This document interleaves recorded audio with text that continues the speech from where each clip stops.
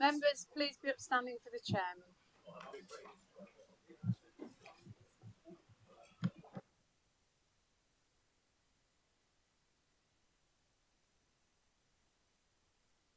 Right, welcome back, everybody. Please be seated. Hope you had a good lunch. Those of us who were here for the county council lunch, once again, I recommend them. Our catering team really do a grand job. So excellent work done there. Some of you may not have seen the email that came out a little while ago referring to a tram ticket that Sarah Ashton sent to us all. Apparently, a tram ticket has been found on the floor out here, and she's assuming it's one of ours. So, if anyone has lost a tram ticket and not a tramp ticket, then I think Sarah's got it. Have a show. Yeah. So, find the right page. Do need to find the right page, actually.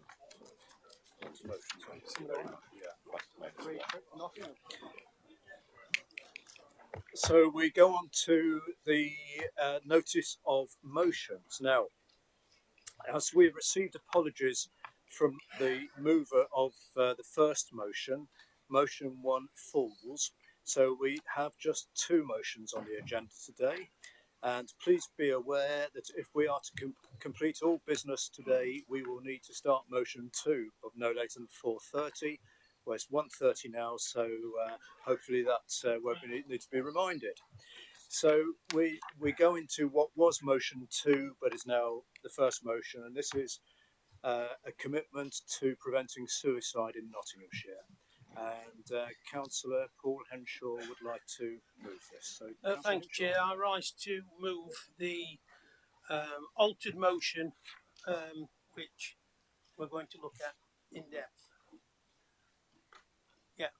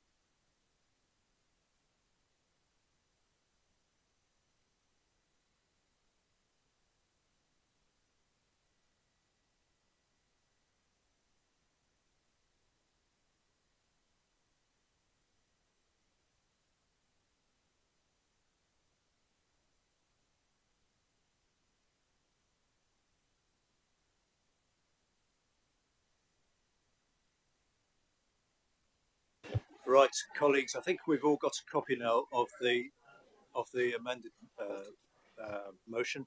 I think it probably goes without saying that given the subject matter of this motion, it's quite possible and indeed probable that some members may have particular feelings and emotions, for want of a better word, and may wish to leave the chamber. It's entirely possible, but also could I just, and I'm sure we will anyway, but could I just suggest that we keep that in mind when we're getting into the actual debate, to just remember what it is we're talking about here. And I'm sure we do, but I just thought we ought to mention that. So with that said, Councillor Henshaw, if you'd like to move your motion, please. Thanks, Chair.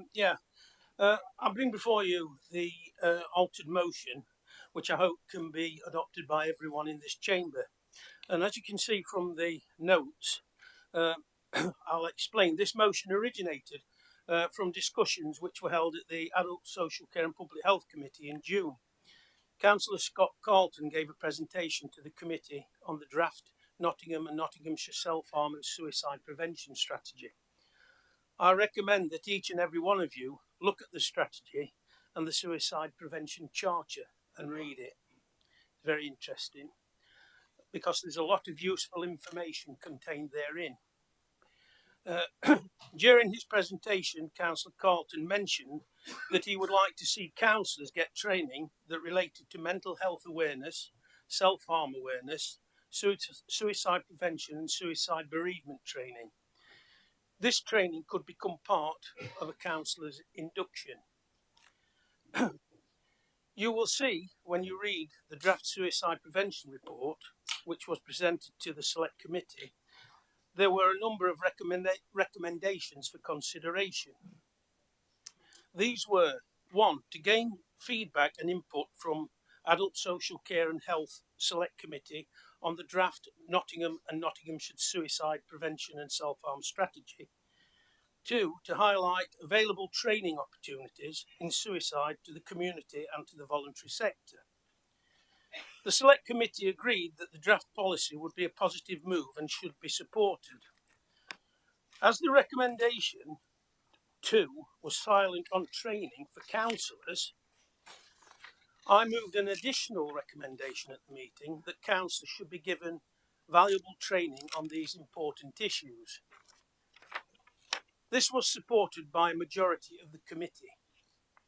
The committee report from the meeting notes that councillors are well placed to champion mental health policies and practice to promote mental health and prevent mental illness. Suicide prevention is everybody's business.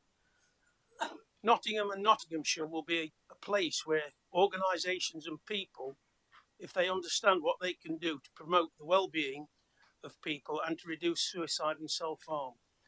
I hope we could adopt this motion today. I hope this statement that I'm giving will bring us a step closer to realising the points outlined. I move the motion. Thanks, Chair.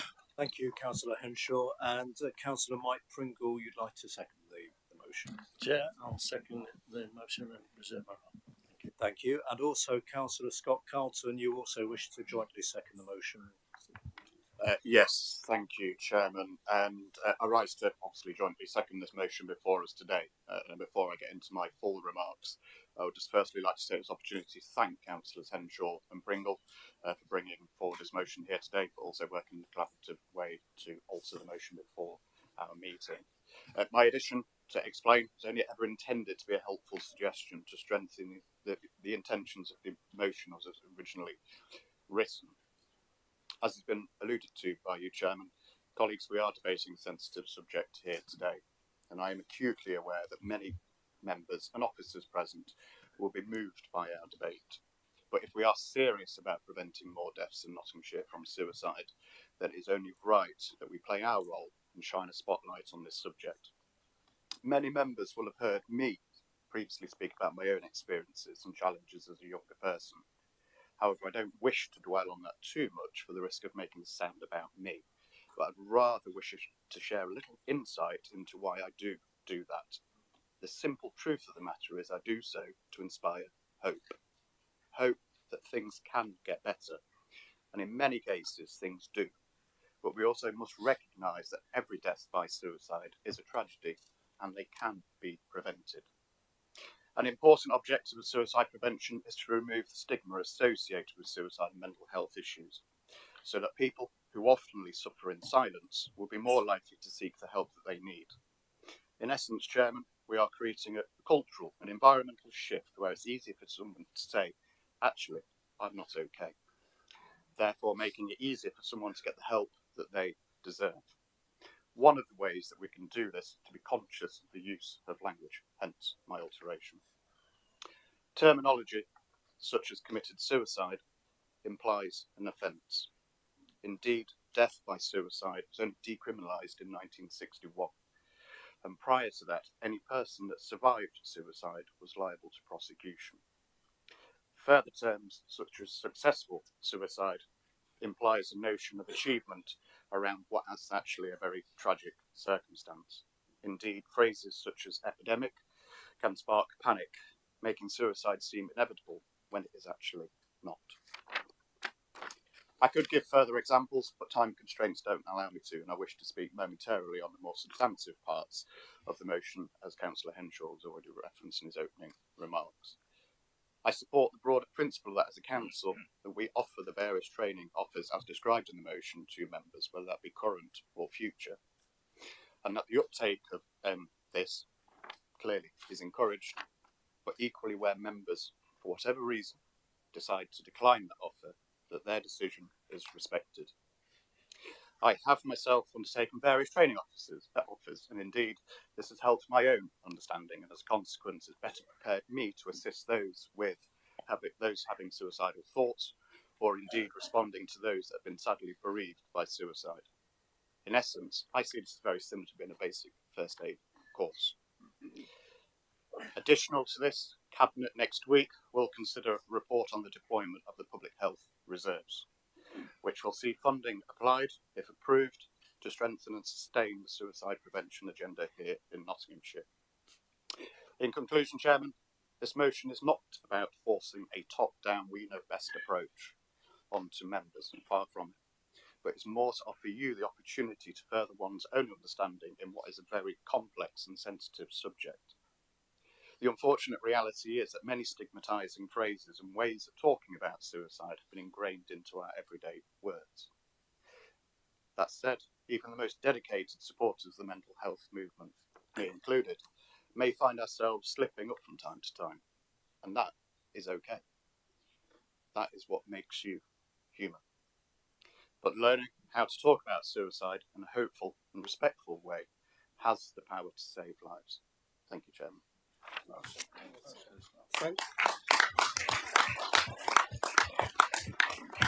Thank you, Councillor Carlton. So now we can open up for any discussion, and yes, so Councillor Place first, and then if people indicate they wish to speak, so Councillor Place.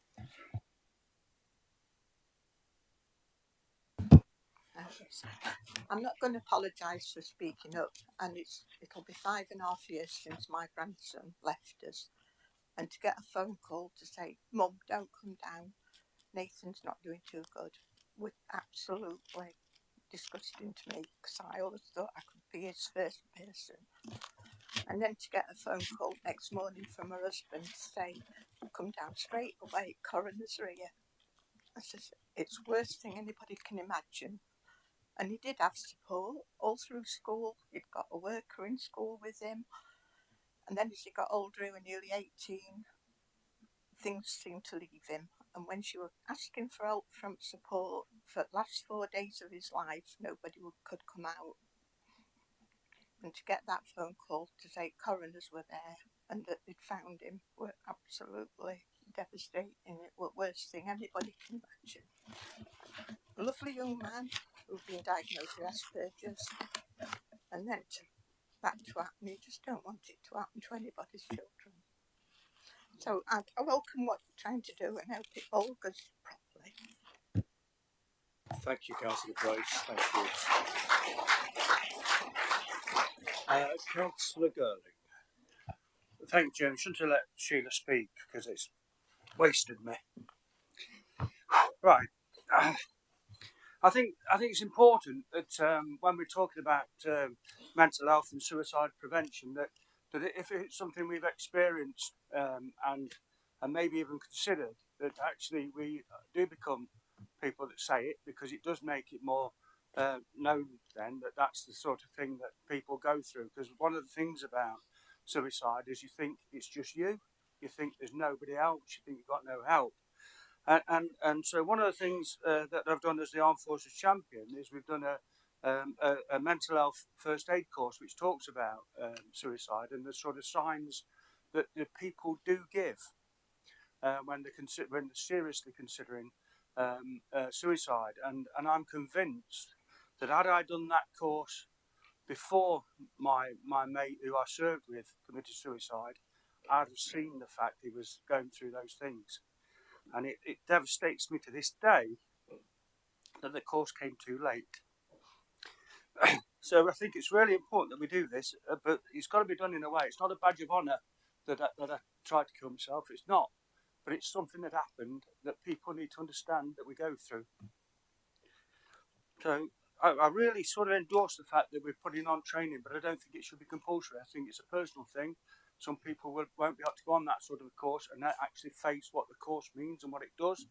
But if you feel you're strong enough to go on it, I really would advocate that you do it. And it's an interesting fact that on the course I did, they talked about the sort of suicide capital of the world, where more people commit suicide than anywhere else in the world, is the Golden Gate Bridge. And there's actually a Golden Gate Bridge Survivors Club where people have let go and then survived. Yeah, and it's a small group because it's a long way down, and hitting water at that distance is like hitting concrete. But every single one of the members of that suicide survivors club said the minute they let go, the second they let go, they regretted letting go. So you can just imagine how many people have committed suicide but got to a point where they then can't reverse what they've done. Yeah, and so it's really important that we understand the signals, and it's not saying, oh, don't do it, don't do that, you know, you're better than that, because they've already done that assessment. They know that they're going to leave people behind that loves them. They know what's the consequences for everybody around them. So it's not how you do that. You talk to them in a different way. You might even say, look, I'll come with you. I'll come and help you. You know, because that gives you the opportunity, and it lets them in, where you might then be able to talk them out of it. So there's all sorts of skills like that you can learn from these courses. So I really would recommend you do it. So I fully support this, and you know, let's get it going and let's get it working. Thank you, Chairman.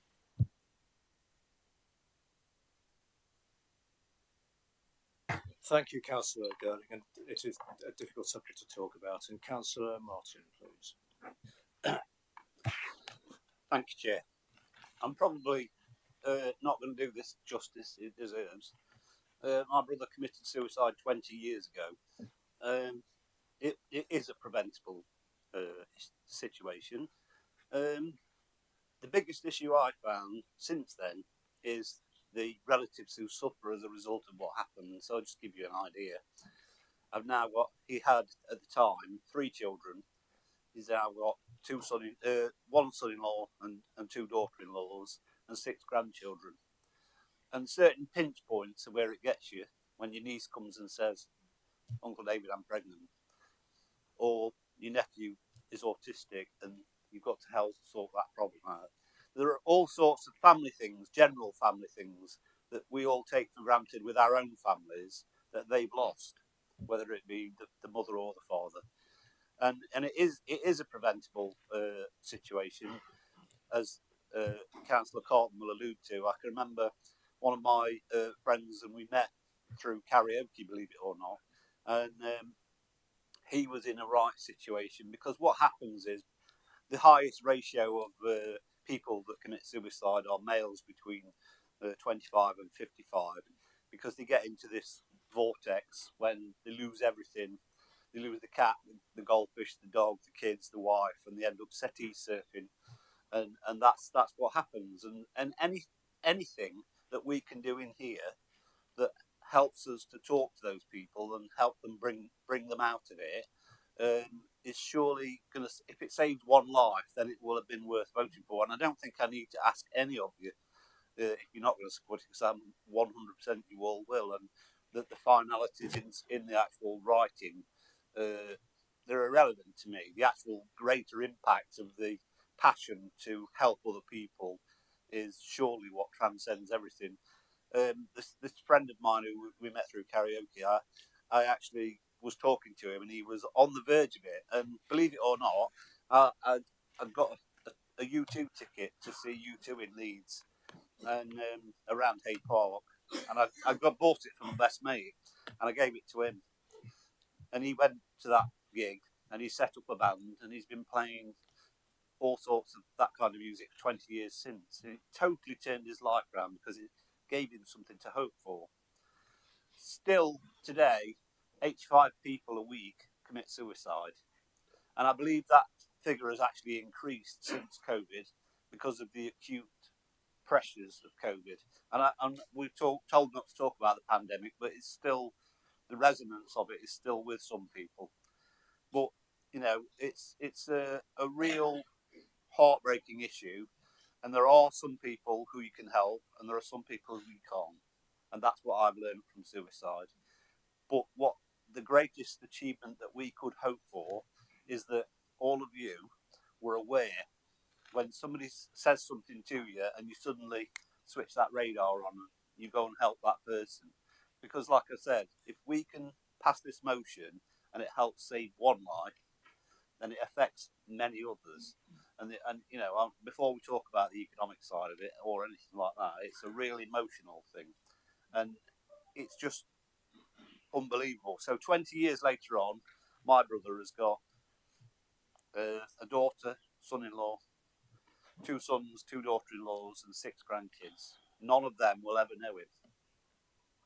They'll only ever know what I tell them. That's the impact of it. So I hope you support this motion. Thank you.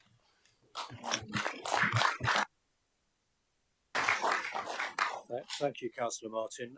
Councillor Barney, please. Thank you, Chairman. Absolutely support the sentiment of this motion. Thank you very much, Councillor Henshaw, for bringing it. Thank you, Scott, for your work. Obviously, my back involvement, also working with our colleagues in public health and in adult social care. Take my hats off to all of you. There's some fantastic stuff going on in this authority, but also across Nottinghamshire. And it's for that reason, actually, I rose to my feet just to acknowledge the incredible work of Harmless, which actually was birthed in Eastleigh, so in my ward. So I've known the founders of that charity since its inception, and the work they have done over what is now, I think, coming up to the 15 years is absolutely phenomenal, actually taking what is obviously a legacy of despair in so many cases to a place of incredible joy and hope. And each year, pretty much every annual dinner that they hold, annual charitable, by the way, if anybody would like to come, I'm sure they'd be thrilled to sell a few more tickets to that event. But we hear stories of lives where people have been so sadly affected, but we also hear stories of lives where people have turned the corner, where there is hope, where the journey and direction of travel has changed. And for that reason as well, I just say that the training I did undertake here at this authority that was instigated by Harmless, I can tell you it was about the most powerful morning of training I've ever had in my life. So it's not for everybody. I'm not saying everybody should go, but from my perspective, I'd just like to add another voice of, I'm delighted I did do that, and some of the just the sensitivities around this whole subject matter, addressing that in the most loving and caring and kind way. So thank you again for bringing this motion forward, and my applause to the incredible work of Harmless, which goes on day in, day out across Nottinghamshire. Oh, also as well, if you, for whatever, I appreciate this is a sensitive subject, if you need help today, you can get on the phone. There's people in Harmless who will talk to you today. You can be talking to somebody this afternoon if you need to reach out and you need help yourself in any way or capacity, or know people that do. Thank you.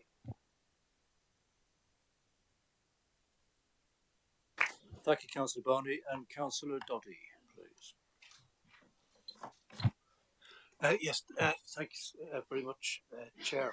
I have quite a long history with regards to exposure, as for many years I was the forensic medical examiner for Derbyshire and Nottinghamshire. But I would get called out to people where query suicide, whether there was suspicious circumstances or non-suspicious circumstances. And even today I'm in the middle of doing a coroner's report on a young man to see how he managed to commit suicide. One of the important things about that with regards to doing a coroner's report is you have to review the medical records.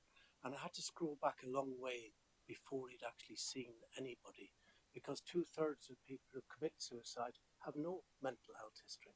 2/3 of people have never been in contact with their doctor, and you're scrolling back to when they had their childhood immunisations. And that's where education and opportunity comes in. And as Councillor Martin said, sometimes people will come in and say to me, I've been feeling very suicidal, doctor. I was about to take an overdose of medication when the doorbell rang. And it can be as simple as that, a distraction that takes you out of that moment of despair. From the point of view of what we're talking about today, we're often talking about impulsive suicide, which is where people suddenly, because of despair, many of them are relationship breakups, and people feel that everything is being lost for their lives. But many suicides are carried out by people who have got chronic pain, people who have got cancer, people who are living what they would see an intolerable life.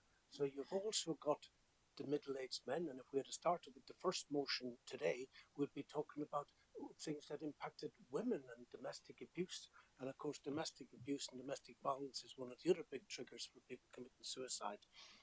So in terms of opportunity, education, and just having like a mental health first aider, as we had tried under the Mental Health Concordat, working with public health to get organisations to sign up to it, so that you had a person in every office who might be by the water machine or might be by the coffee machine, who would actually pick up on those clues, and that's a little bit like what we're trying to do. Those of you who have a bigger interest in it, there's a 70-page joint strategic needs assessment document on suicide. It's a fabulously detailed document, and I would encourage anybody who wants to know more to read through that document. For the first time that we're aware of, suicide rates have actually now been attributable to online activities, and for the first time they put a figure on it. They've said 8% of suicides last recorded were related to online activities. I think that's just the tip of the iceberg. I think going forward that is a huge understatement and underestimation. I think that's only going to grow as we go forward. I was chatting to a group of students at a school recently, and they were talking about, what about opportunities? What's out there for us? What are we going to do? And I said, I wouldn't be worried about you looking for job opportunities. What I'm worried about for the generation coming forward is that we've developed a society of isolation. We've developed a society where children go to their bedroom and spend 8 hours on their telephones. We've developed a system where people work from home. I would ban working from home from anybody under the age of 25. From 18 to 25, you need to be in an office, you need to be with your colleagues, you need to be talking to people. They've lost the ability to have social skills. They can't pick up on social cues. They don't know how to read other people. They haven't got a clue. I said, finding a job is the least of your worries. So we have a world that's out there that is only going to create increasing challenges, and isolation and the feeling that you're alone with nobody to help is probably the greatest risk of all. And what we're saying here today, Chair, is that we want to be part of the solution to that. We want people to pick up on those clues. We want people to be at the water machine. We want people to be at the coffee machine.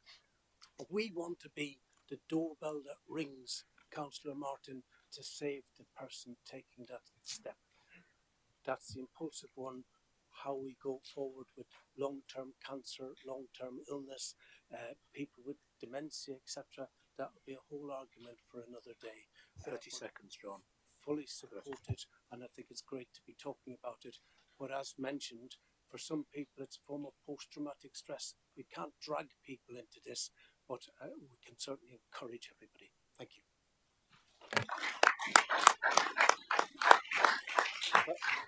Thank you, Councillor Doddy. And Councillor Wilmot, please.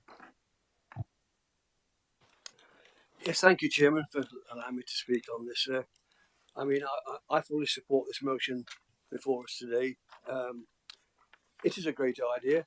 Councillors are in a great position to champion mental health policies and promote mental health issues, especially when meeting charities, community groups, churches, schools, businesses, and of course the general public in your area. You know, it's not long when you meeting people. It's not long that you will.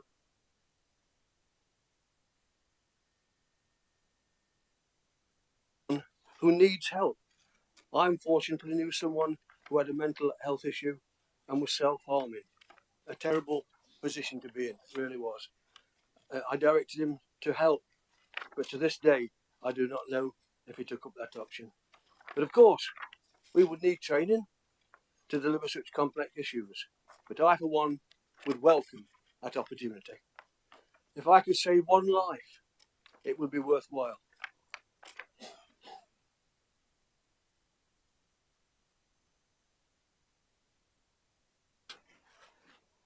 And as you walk into the place, you see some terrible, terrible issues with some of the problems that people's got. It's heart-wrenching, really is heart-wrenching. And we do need to do something about it. We need to put more resources into that area.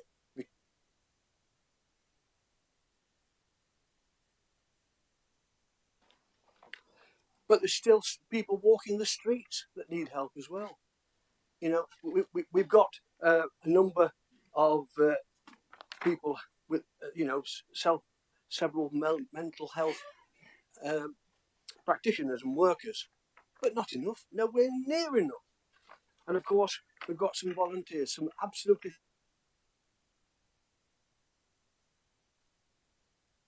It really is heart-wrenching to know that we're part of a society that allows this to happen.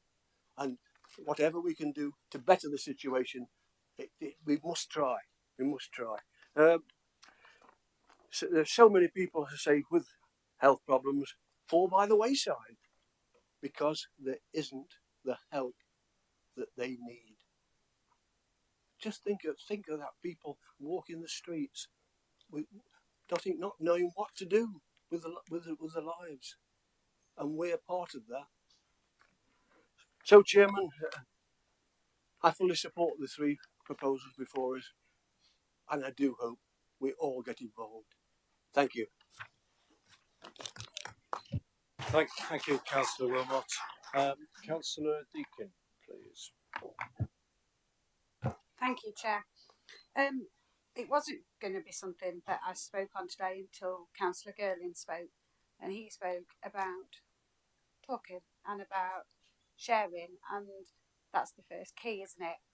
So 9.5 years ago, I attempted to take my own life, and it was mere luck that my friend thought, well, I've not heard from her today, I'm going to go around and ring her doorbell. And that is the only reason I am here today. The only reason. And it was a multitude of things that had brought up to that. I'd lost my marriage, I was a single parent, I'd lost my job, everything was this massive, great big ball that there was no way out of it.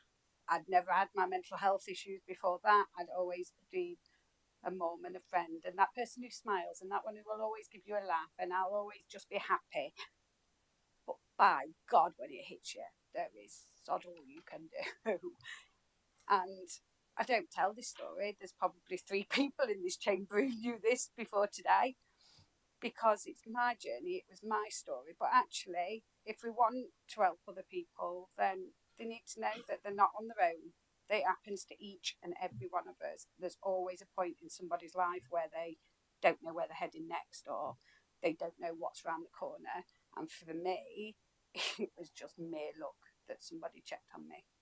But I wouldn't have said this today until your speech, Councillor Girling, about us talking and about us saying that people aren't alone in this, and it's across the board and it's across every divide.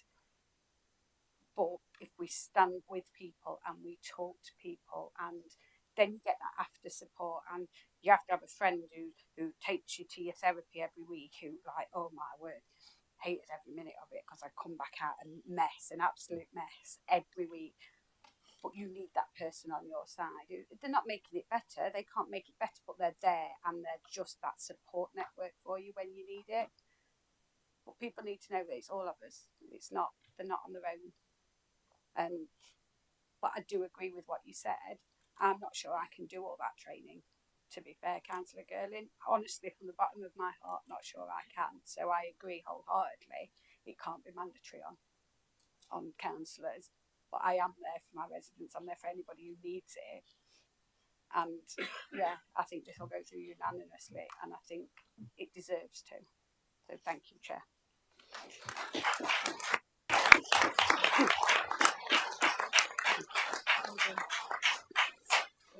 Well done, Sam.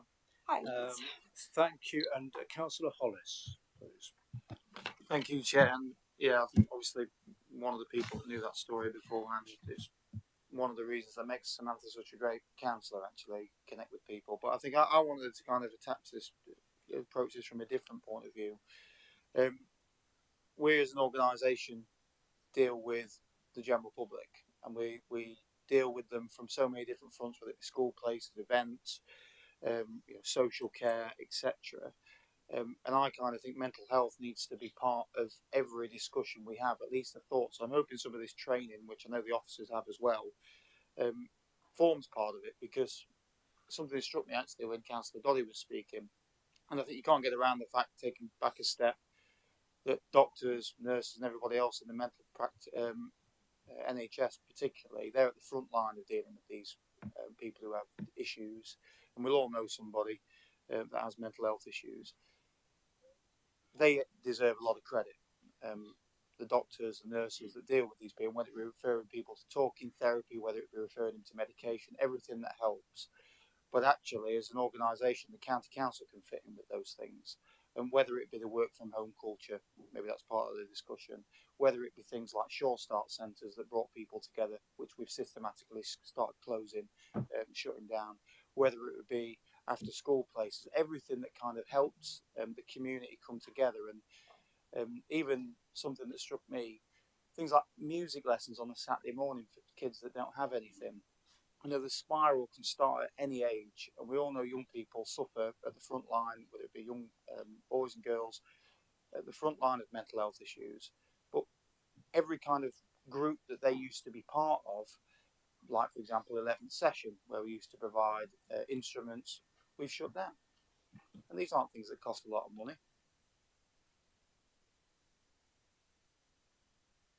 Spend £500 on a music instrument, or hundreds of pounds to take people on a day out or whatever.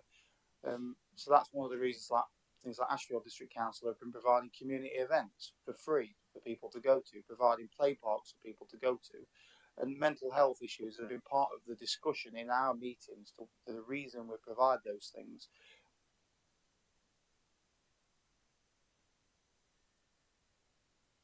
Things that we can do when we've chosen not to do over the years to help people. And I think discussions like this draw a real direct awareness to mental health, but it is a big issue, whether it be somebody who's served in the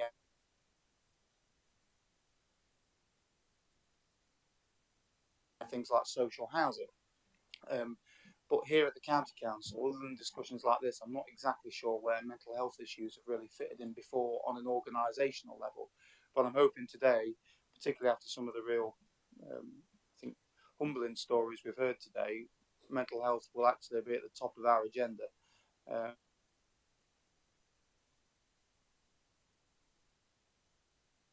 Thank you, Mr. Chairman. Thank you, Councillor Hollis. Councillor John Clark, please. Thanks, Mr. Chairman. Should be well schooled in this because I'm married to, or actually now retired, psychiatric nurse. We've got more doctors and nurses in our family group than you can, I think we've got a football team of them now. Just have one qualify as a doctor, and I've got a granddaughter who's just finished her course on mental health at Hallam University and is now going on to jumping in the deep end, crisis management team at Doncaster Infirmary. So I said, well, jump in, do something that's simple. But no, she's straight in there. I'm pleased to see it because it's always been Cinderella of the health service. And you remember years ago, and those that are now getting older can remember, if we're sending a bus out and we're going on a trip and it was anything to do with anybody that's got mental problems, give them an old bus. Give them something You know, something that's absolutely, yeah, they can't wreck it, and that's the sort of attitude that's run through. So I'm glad to see this. I'm not glad to see it on, but I am in a way pleased to see it, that we're now starting to recognise it. And mental health will come up the agenda. But I'd also like to move it across. There are things. I had a granddaughter that's recently tried to take her life, and that was down to school bullying. So I would like that to look across the whole system that we do as a county council and do some really good work, that we try and get more education, not just for us, but for the teachers are doing a good job. It is difficult in these big schools to try and stop the bullying situation and young people self-harming, all those types of things like that. What I would call for, I don't know, we haven't, and I should know it, have we got a mental health champion? Because if we haven't, I'd like Dr. Doddy there to be named as that, somebody that will do it. Well, there, then Councillor Carden, to really champion it and get it out there and make sure that people know about it. I had a constituent come to me the other day, and he said, "What can I do with this, John?" He says, 5 months on from his daughter committing suicide." I said, "I had no idea whatsoever on what the problems were." And anyway, I've worked with him, and he's now getting involved in trying to help prevent other people doing it. But I truly welcome it. I hope we get behind it. I hope that we can have some report back. I'm not on the health committee, but if we can have some report back that's circulated to all councillors, and if there are any new moves, John, if you've got some, you see it come through, that we're circulated with it, so we make sure that our surgeries and right across, our wards, etc., we can spread that good work. Thank you. Thank you, Councillor Clark. I think, actually, picking up on your question, I think Councillor Carlton is our mental health champion, so we do have a mental health champion, so thank you for that. My next speaker is Councillor Carr, please. Thank you. Oh gosh, Chairman, I think I've led quite a sheltered life. Out of a small group of people, there are so many instances here of people either attempting or actually taking their own lives, and I'm absolutely amazed. And as I said, I must have had a very, very sheltered life. There is one thing that sometimes gets overlooked when it comes to mental health, and that's how you're treated by your employer. And I have experience of this working for NatWest Bank, which I joined at the age of 18 in 1980. It was a fantastic company to work for then. They looked after you, they supported you, they were bothered about you as an individual. They encouraged you, they trained you, and it was like a community. All the staff got on, by and large, but it was a community. You socialised together as well, which was always important. And then at the beginning of the 2000s, we were taken over by Sir Fred Goodwin's RBS. And almost overnight, that all changed in one foul stroke. Systemic bullying, pressure on members of staff to sell products that customers didn't really need or want. Disciplinary procedures being thrown like confetti in the organisation. It was an organisation of fear. I was off on 2 occasions with mental health problems. I never felt suicidal. I suppose I was very lucky.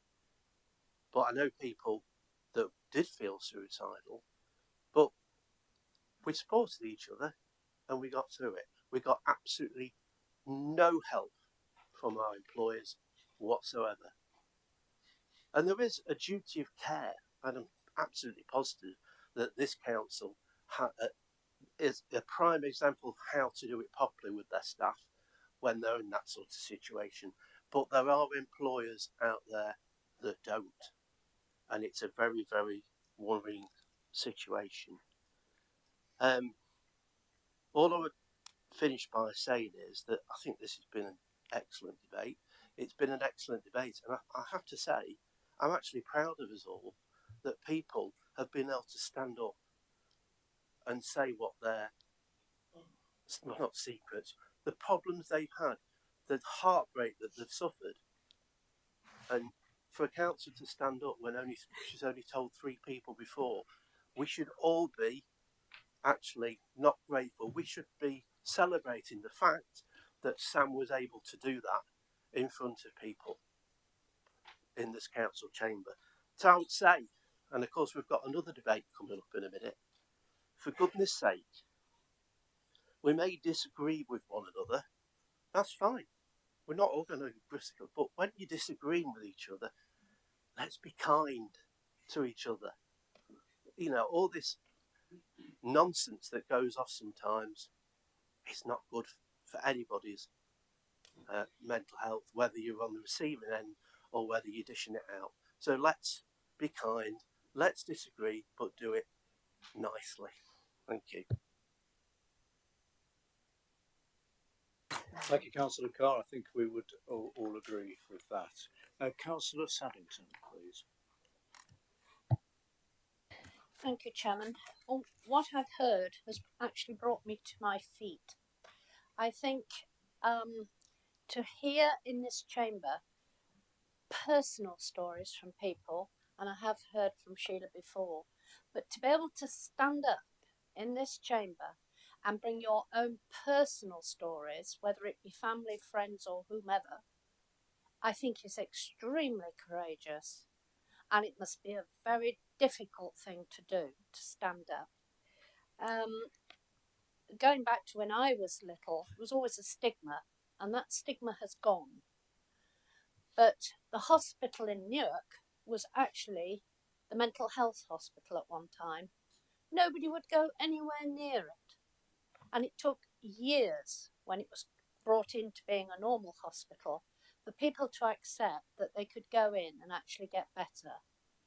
And I think it is we're all in the community, we're all out in the community, and people have mentioned about schools where I think bullying does play a big part. But we don't know who's suffering from mental health.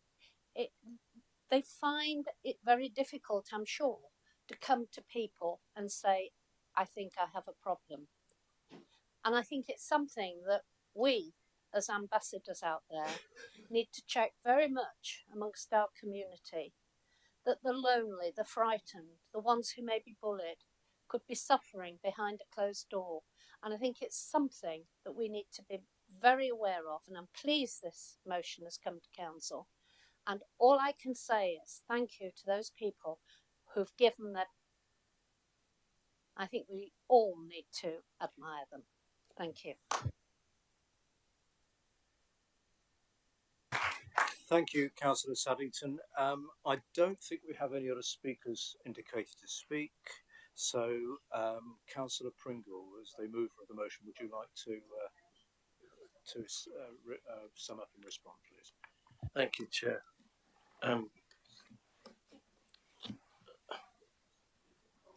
I find myself in a situation where I never expected to be in regards to the issue of suicide, certainly in a division. And it's not unique to Ollerton, you talk to other members. But when we after we'd had the committee meeting and we spoke about what we could do and how we could move forward with things,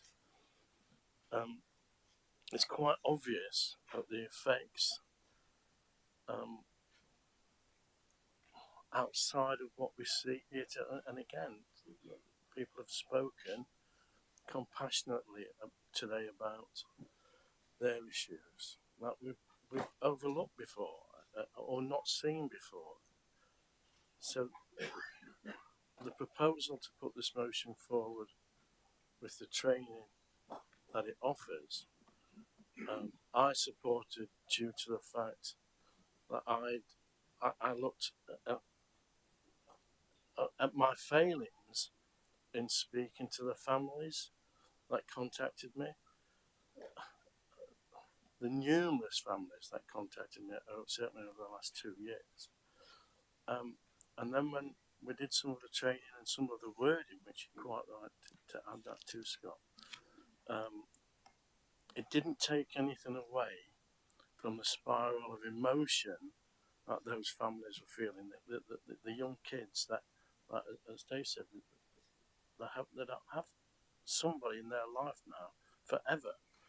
And I tried to talk, but in actual fact, what I should have been doing is shutting up and listening and understanding what people were saying.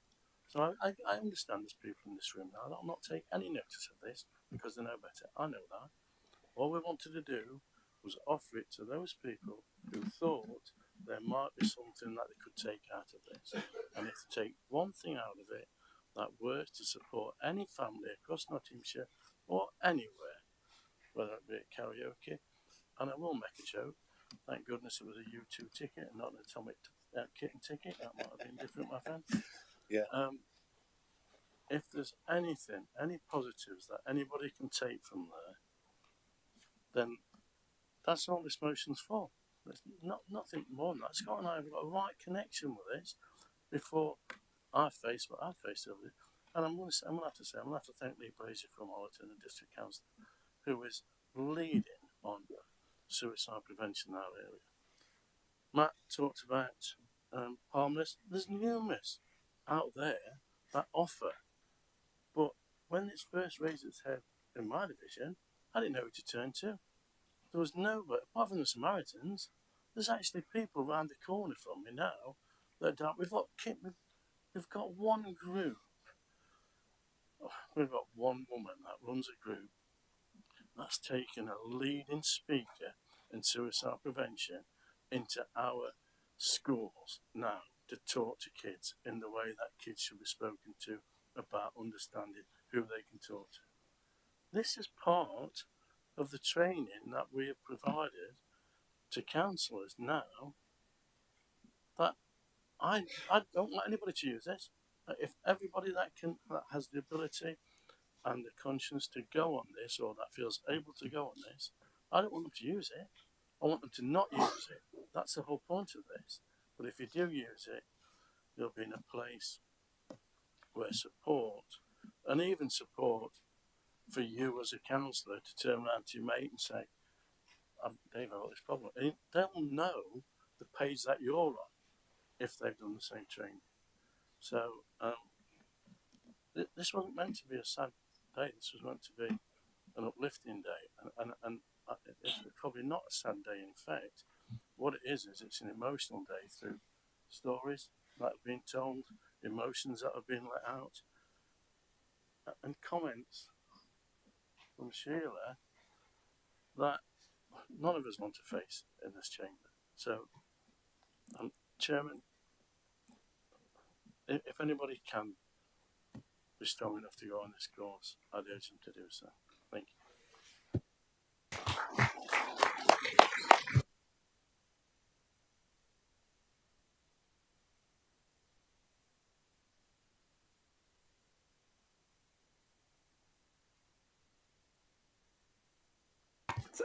Thank you, Councillor Pringle. So, Councillor Henshaw, you were the original mover of the motion. Now's your opportunity to sum up and conclude. Thanks, Chair. I'll try and bring it all together. I mean, there's been some fantastic contributions to this debate. And originally, I personally felt that this training should have been compulsory. And I think that's why some people on the committee voted against my original suggestion. But I'm glad that they've had an epiphany, and I've changed my mind that sometimes asking people to do something compulsory isn't necessarily the best way. So that's why we've brought it to council as a suggestion that councillors actually go on training rather than be pressed. And somebody once said to me that a pressed person is or a volunteer is better than a pressed person when you want them to do something. So I think I agree with that. I mean, there've been so many contributions today in relation to personal experience, and I can't really relate or understand the pain and the anxiety and the suffering that people like my friend Sheila and other councillors have had in their personal lives. It must be very traumatic and upsetting, and my heart goes out to them that hopefully if we adopt this motion, then things may change for other people and they get a bit more support. Councillor Place, thanks for sharing your story again with us and your personal experience. Councillor Girling, I mean, I agree now that training is vitally important, and we must put great value on training. And I mentioned the thing about pressmen and volunteers. Councillor Martin, another story. I cannot imagine what despair and worry you've had to face. Adopting this prevention charter, I think, will help us and help us move in to make a more supportive environment for people. Councillor Doddy, thank you for imparting your vast knowledge and experience to council. Again, it's interesting to hear your view from a medical professional's point of view. And Councillor Wilmot, I agree with the majority of what you contributed, and I think we all will welcome this additional training if the motion's passed. And Councillor Deakin, your contribution, and I think you highlighted the proof that talking therapies work, and thank you for sharing your story with us. But I still think there are challenges for people to get that therapy because of the way in which talking therapies are actually pushed forward. So I understand that talking therapies work, and I hope they will continue. Councillor Hollis, I agree that our health professionals are in most cases fantastic. Indeed, they're at the front line. But the whole point of this motion is to give us as councillors the tools to prepare and help us respond if we get an inquiry or an email of support, which, and I relayed this to the committee at the time, I actually had, and I think Councillor Anderson had one as well. We had an email from a constituent that was at the wit's end of desperation. You're my last port of call. Can you give me some advice? And previously, we'd had, through Councillor Carton, some information in relation to getting in touch with crisis teams and various other agencies, which I relayed to that person, and hopefully it did some good. But because I'd had the training and Councillor Carton had put that information to us, I was able, and I'm not sure about Councillor Anderson, we were able to help in some small way. So again, highlights the value of training. Councillor Clark, thanks for your contribution, and I hope sincerely that some old attitudes you mentioned are actually changing. And I think we're all in agreement that attitudes now are far different to what they were when I was growing up, or when Councillor Saddington, when she mentioned her contribution. Councillor Carr, I think your contribution highlights that we never know who is in need of help. You know, you've got to spend time with people, you've got to listen to people, but sometimes people don't want to impart that information. But if you can be a shoulder for you to say to cry on and be able to talk to people, I think that helps tremendously. I mentioned Councillor Saddington with your contribution, thanks very much. And I think you were right, I highlighted that society as a whole has changed.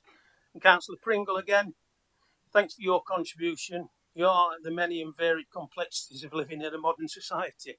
And I think those modern complexities do put more pressure onto people, and those pressures are contributing to people's mental health and the state.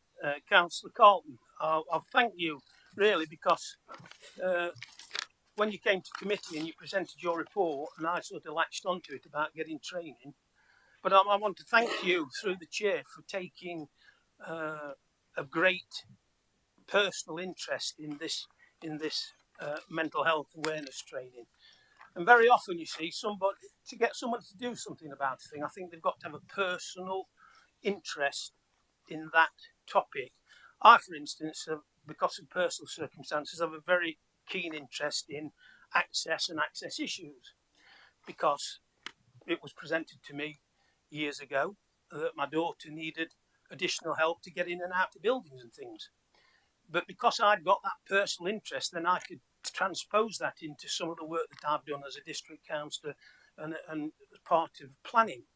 So, Councillor Carlton, because of your interest and your desire to push this forward and your own personal interest in pushing it and getting people involved, I'd just like to say thank you for that, because your contribution has been massive for us to look at this as a very important issue.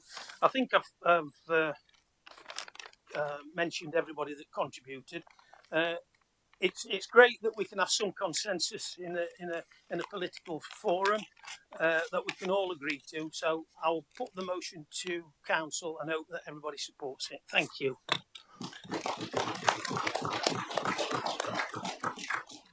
Thank you, Councillor Henshaw, and thank you, colleagues, as well. This is such a important and sensitive subject that we've discussed this afternoon, and I've learnt an awful lot as well.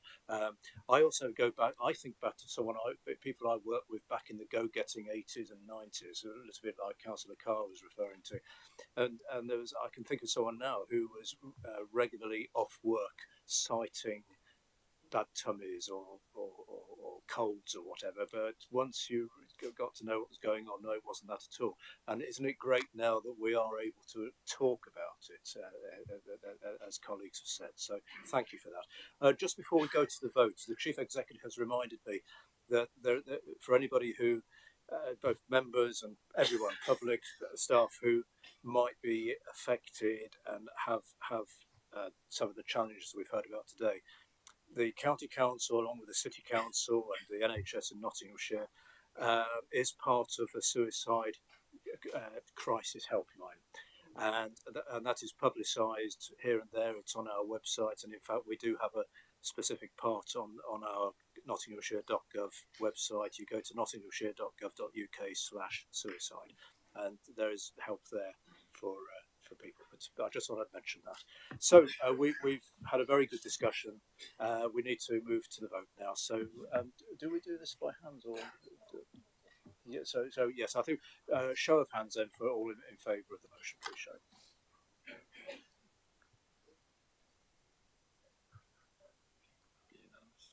That's.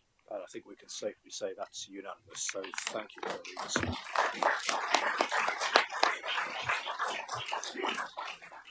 Are we happy? We have one more item on the agenda, which is the next motion. Do people want to go straight into that, given what we've been discussing, or do people have a slight break? So, what people calling for 5 minutes? Shall we? Yeah, I'm getting quite a few messages saying, "Can we have a 5-minute break?" Are we okay?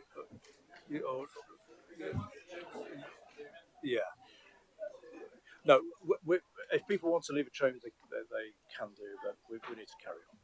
Yeah. So we'll carry on with business. So we will carry on. We'll move into the next item, which is the motion on recycling centres in Nottinghamshire. So, Councillor Purdue-Horan, you wish to move the motion? Councillor Purdue-Horan.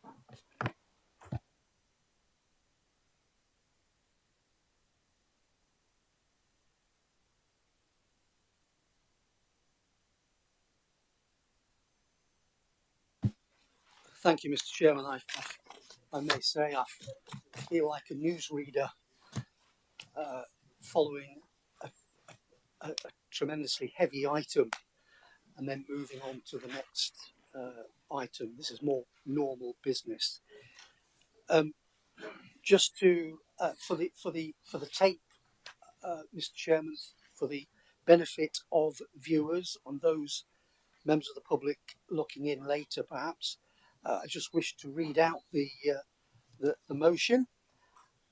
Nottinghamshire County Council expresses its deep concern that the council is considering options which include the closure of many of the 12 current local recycling centres across Nottinghamshire, to formally ask that the Cabinet member gives an assurance to this council that he will seriously consider keeping all 12 current recycling centres and, where appropriate, expand the number of sites open across Nottinghamshire.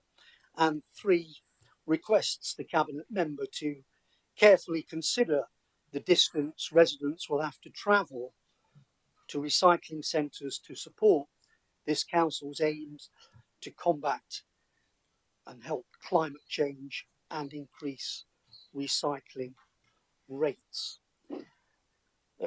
Mr. Chairman, firstly, can I thank the thousands of residents who supported and signed the Independent Alliance petition following the presentation of the petition at a previous meeting by Councillor Jason Zadrozny.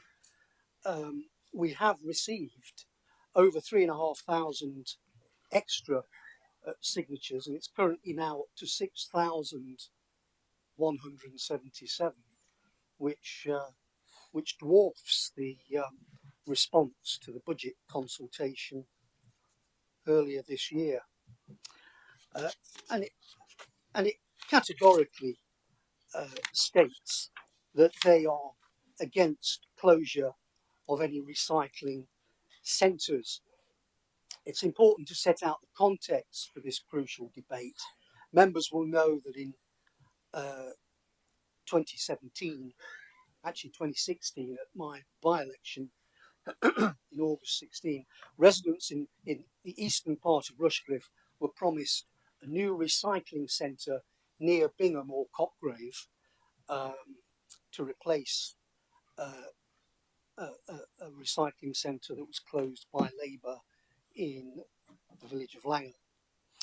The much anticipated new recycling centre at the eastern end of Rushcliffe was actually included also in the Conservative election manifesto in 2017. The previous Communities and Place Committee approved on the 1st of October 2020 that a promised new household waste recycling centre near Bingham and Copgrave be progressed, or near Copgrave in this case, be progressed towards a formal planning application. The commissioned strategic cycling centre review was first commissioned in January 2022, which was expected to outline plans for a new recycling centre in the Rushcliffe Borough. Early suggestions, which go back as far as 2017, indicated that it would be near Copgrave. But at a meeting in September 2023, the Cabinet Member for Transport and Environment, Councillor Neil Clark, admitted that the preferred site near Copgrave was unsuitable, but he had forgotten the date when he was informed of the original difficulties. Mr. Chairman, people in Rushcliffe have been let down, and since then the Conservative leadership of this council have refused to publish the recommendation of the commissioned strategic recycling centre review, and instead set up a working group of the Place Select Committee. The Independent Alliance have always made it clear that we will not support any recommendations that make it more difficult for residents to reach recycling centres. If we look at the current recycling centres, we have 12. We did have 14 before 2016. This council have repeatedly claimed that 99% of our residents live within 25 minutes of a recycling centre. This is not true. Despite this pointed out on multiple occasions, this council has recycled this myth time and time again. If you ask the residents of Austin, who live only a hop, skip and a jump from Bottisford Tip, and I won't complicate today's debate by including the issue of working with neighbouring authorities, but residents of Austin being forced to use the Nottinghamshire alternative really have to plan a day out like you would Skegness if they wish to go to the nearest tip. Excuse me. What is becoming clear, Mr. Chairman, is this council is in a confused mess over the future of recycling centres, as well as promising the people of Rushcliffe new recycling centre since reneged on. In 2018, this council carried out a feasibility study into reopening the old council tip in Huthwaite. The council promised the people of Sutton and Mansfield a new recycling centre, and like my experience with the one near Cotgrave, it never happened. That is why the Conservative administration set up a working group of the Place Select Committee after repeatedly refusing to publish the findings of the commissioned Strategic Recycling Centre review. Despite the report being done at considerable cost, the council first blamed the previous Conservative government and then blamed commercial sensitivities. The Place Select Committee then set up a household waste and recycling task and finish group to review the policy. I find it puzzling and appalling that even they weren't presented with the findings of the expensive commissioned Strategic Recycling Centre review. At great expense, Mr. Chairman, independent consultants carried out a review, and then the leadership failed to even give those findings to the very group tasked to review our recycling centres. At best, this whole thing smacks of very poor practice. Fast forward to the 10th of October 2023, the first meeting of the review group, made up of members of all three groups in this chamber, including my colleague Councillor Tom Hollis, who attended by teams. The group met 3 times, twice at County Hall, accessible by teams, and once at Billsthorpe. And it was at their third meeting on the 21st of November 23 that they received a presentation entitled HWRC Network Review. It was during this presentation they were presented with revised network scenarios. This has been heavily discussed in the press, but I must point out, Council, that none of these scenarios included keeping the 12 existing recycling centres open. Scenario A1 included closing... 30 seconds left, Francis. I'm sorry? 30 seconds left. Do I not have 20 minutes? 10. Thank you. 20 seconds. Mr. Chairman, the 3 scenarios include closing a number of different numbers of sites, which would make a considerable impact on residents, and I urge councillors to vote yes for your local recycling centre. Thank you. Thank you, Councillor Purdue-Horan. Yes, it is 10 minutes for the mover of motions. Councillor Hollis, you are seconding. Do you wish to reserve? Or So the seconder gets 50 minutes, is that right? no. So yeah, I'm going to second that motion. Reserve my right to speak, Mr. Chairman. Okay, thank you very much. So, Councillor Clark, do you wish to come in on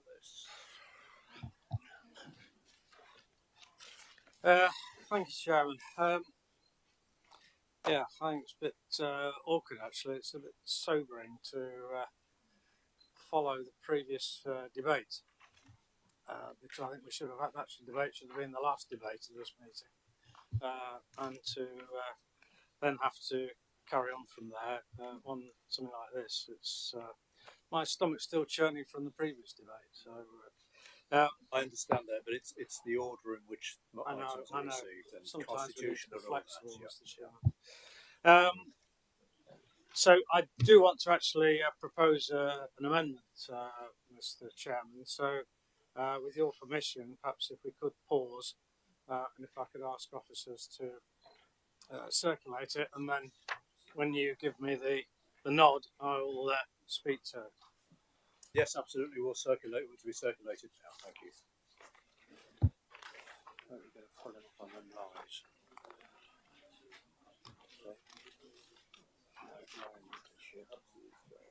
Which ones? There's so many of them. There's so many, weren't there?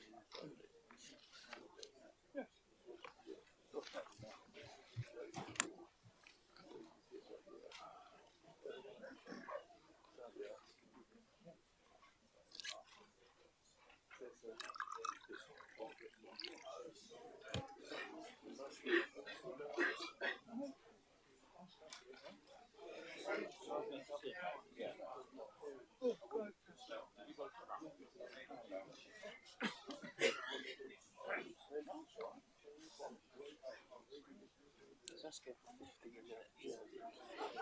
Who? 15 minutes. Good job. Final words.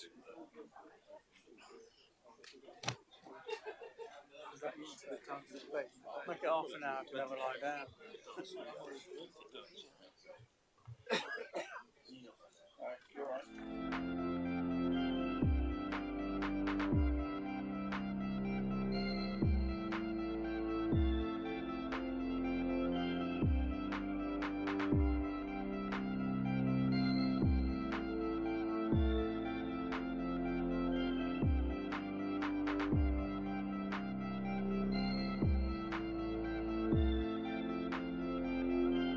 The amendment now, so this needs to be moved and seconded. So, Councillor Clark, do you wish to move your amendment?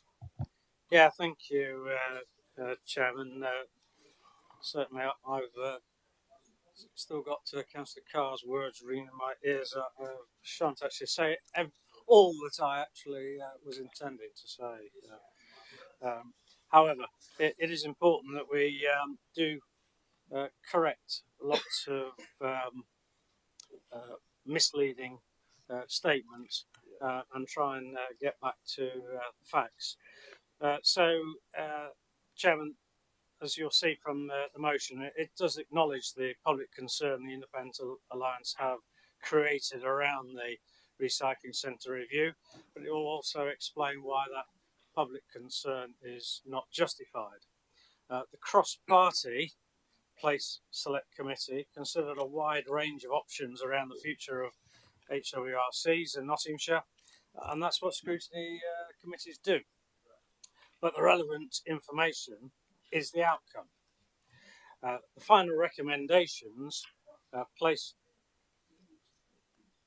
Colleagues, I can hear a lot of muttering and it's distracting. Can we? You won't be helpful at some stage because we need to consider this as a Labour group. If we could do that, then we'll shut up.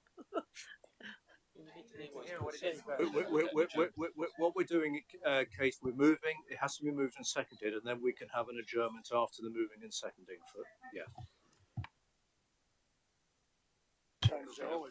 Thank you, Chairman.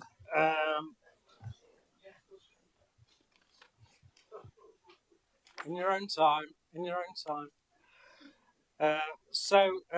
The final recommendations, the Place Select Committee, the relevant information is the outcome, which are the final recommendations. The Place Select Committee agreed on the 27th of March. To be clear, those recommendations do not, in inverted commas, recommend the closure of many of the 12 current recycling centres across Nottinghamshire. And I will actually remind members who said that it wasn't an option. There's actually one of the pages of the report actually says, baseline, do nothing. It's difficult if you want to have change and to improve things, it's difficult to do nothing.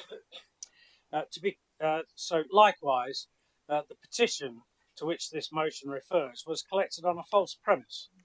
That premise that the council plans to unilaterally close smaller recycling centres.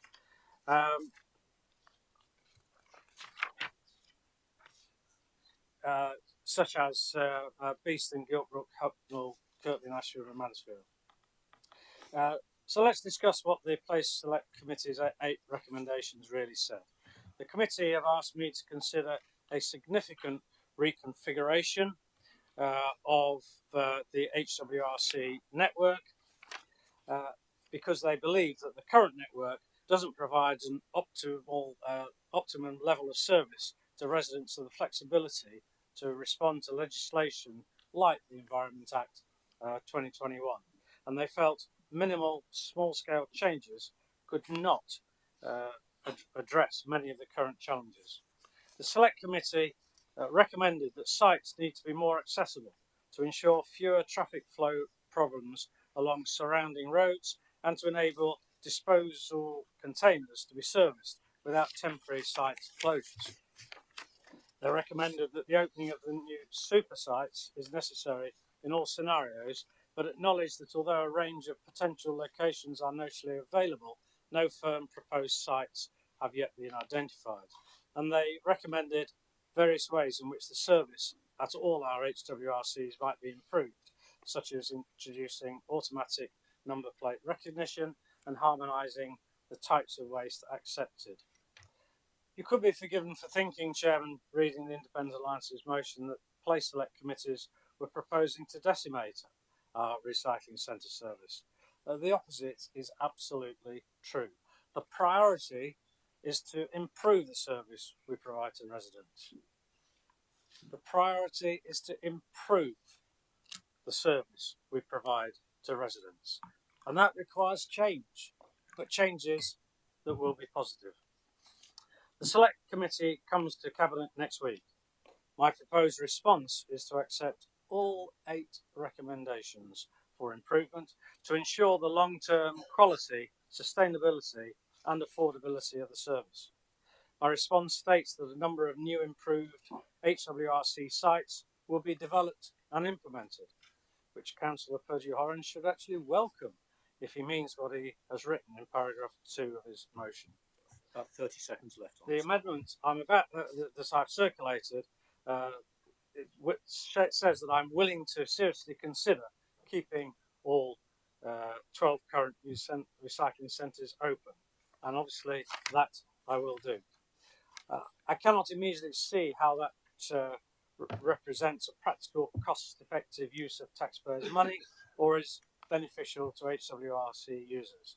But if the independents have a costed logical case for keeping centres open with limited expansion capacity, then I'll seriously consider their case. Chairman, I will carefully consider the distance residents will have to travel to recycling centres. I think Councillor Purdy-Horan must drive extraordinarily slowly. This is hugely important, and I've never intended to do anything less, and I want to protect our environment as much as anyone. So, Clark, we are so, Chairman, yes, I will not close any HWRC unless and until we have an improved alternative HWRC open to replace it. I move the amendment. Thank you. Thank you, Councillor Clark. And I believe we have Councillor Mike Adams wishes to second this amendment. Do you wish to speak or reserve the right? Formally second and reserve the right to speak. Thank you, Chairman. Thank you, colleagues. Right, we're now at the point now where we've had the amendment moved and seconded. We can take a short adjournment now for an adjournment. Let's aim to get back for 10 minutes, 3:05. Okay.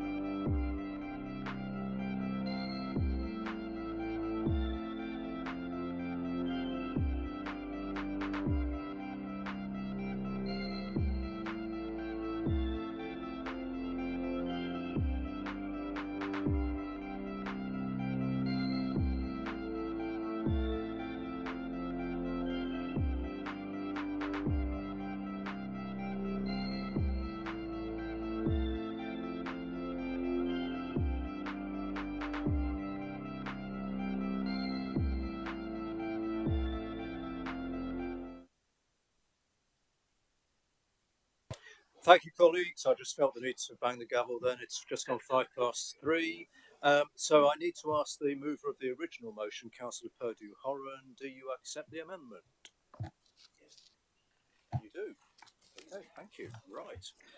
So that now becomes the substantive. So therefore, this is now the substantive motion. Yep. And does anyone? We could either go straight to the vote, or does anyone wish to make any comments? Yes. All right. Okay. Right,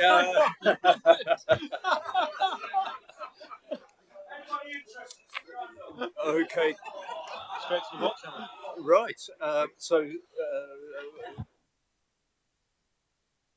I think we, in the interest of fairness and democracy, we do need to have some discussion. Unless I'm sure someone, or if not, does anyone? Well, before we get anywhere near the very final bit, does anyone have any questions or comments? So we have got a number of speakers. We've got David Martin, Gordon Wheeler, Councillor Garrett. Yes. Okay. I had got registered speakers. So we've got Councillor Martin. You'd indicated to speak. Do you wish to continue to speak?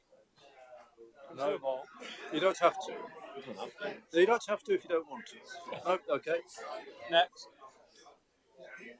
Do you wish to speak? Yeah, Councillor Martin then. Yes, sorry, yes. Sorry. But there's a few things that councillors may not be aware of, and I think you need to be, right? From my perspective, anyway. So I don't know if you realise, or if you remember, some of you weren't here, some of you were here, but Ashfield was the only council that actually statutorily agreed with the county council to reduce its red bin capacity, which is domestic house waste. And we went on to a 2-year period of free garden bins and green recycling bins. So just remember that Ashfield was the only one that did it. Some of you are twin hatters and work on other councils, so Bassetlaw, Newark and Sherwood, Rushcliffe, Mansfield, Broxtowe, Gedling. There's another one somewhere, isn't there? So each one of you have all got local plans. You've all got around about 8,000 houses plus. I know in the Newark and Sherwood area, Newark area, you can correct me if I'm wrong, there's about 10,000 planned around Newark. 8,000 in each other district. 6.5, is it? 6.5? 12,500. Let's not get right. into a discussion. Let's just I'm just getting my facts. I'm just collecting my facts. And incidentally, as a reminder to colleagues, you have 5 minutes. Right, okay. So I can't see, I've not been on communities in place for a while, not since the previous administration, because they keep locking me up in adult health and social care. But I'm just amazed that we haven't looked at the growth pattern of what's happening here, because what you're actually talking about is capacity, increased capacity in housing, increased capacity in council tax collection, which I might add, this authority gets 75.6% of the revenue collected by the districts to pay for such services. Sorry. So, just continue talking. Don't get into discussion. Yeah, okay, I'll take a leaf out of your book, Chair. Thank you. Yeah. So I'm just wondering, before we make all these changes to this system, whether these elements have been considered, and maybe Councillor Clark can correct me and tell me whether they have or not. The demographic increase of people, residents across the whole of the county council, because I know for a fact when we had the 2-year free garden waste bin, we were up to achieving a recycling rate of around 42%. And then, of course, when they had to start paying for them, it went up by a hell of a lot.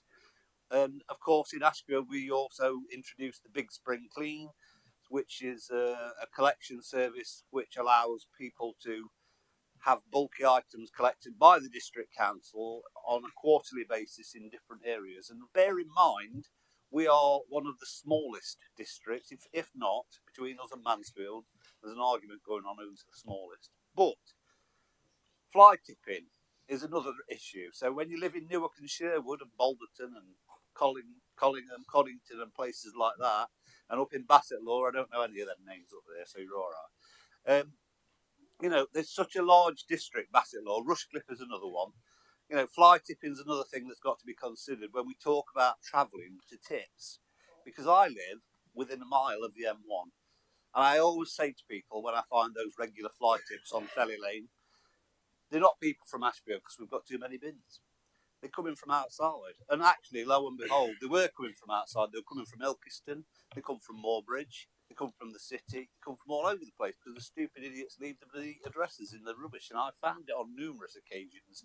Where I live, I get a lot of fly tipping, and it has been reduced in Ashfield as a result of our big spring clean and the way we manage it. And uptake of garden waste bins has gone up. But getting people to go to the tips, that's another issue. And I do agree that some of the tips, like Kirkby, or the industrial estate becomes log jammed because of the amount of people that are going. But surely that shows how many people use it. And the reason that Mansfield is close is because we are a higher, densely populated area living closer together, which is why we need more tips. Get what I'm saying? 30 seconds left now. So if you're getting more council tax and you're building loads more houses, surely you ought to consider what you're doing on that side of it. And if you were considering closing some, I would consider closing them for 6-month period in the winter and move your staff over to other and see what impact it has, if that's what you're going to do. That's another plan, because you don't have to shut them permanently if you plan to do so, whatever you plan to do in the end. Thank you, Chair. Thank you, Councillor Martin. Now, just before the break, Councillor Gorton-Wheeler, you're indicated to speak. Do you still wish to speak? I do, Mr. Chairman, but it'll be very, very brief. Thank you.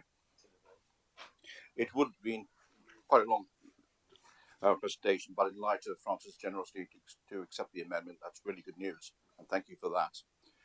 What I would say, there's a lot of political noise in my division because my division contains West Bridgford Recycling Centre, or the Rushford Recycling Centre, whatever you want to call it.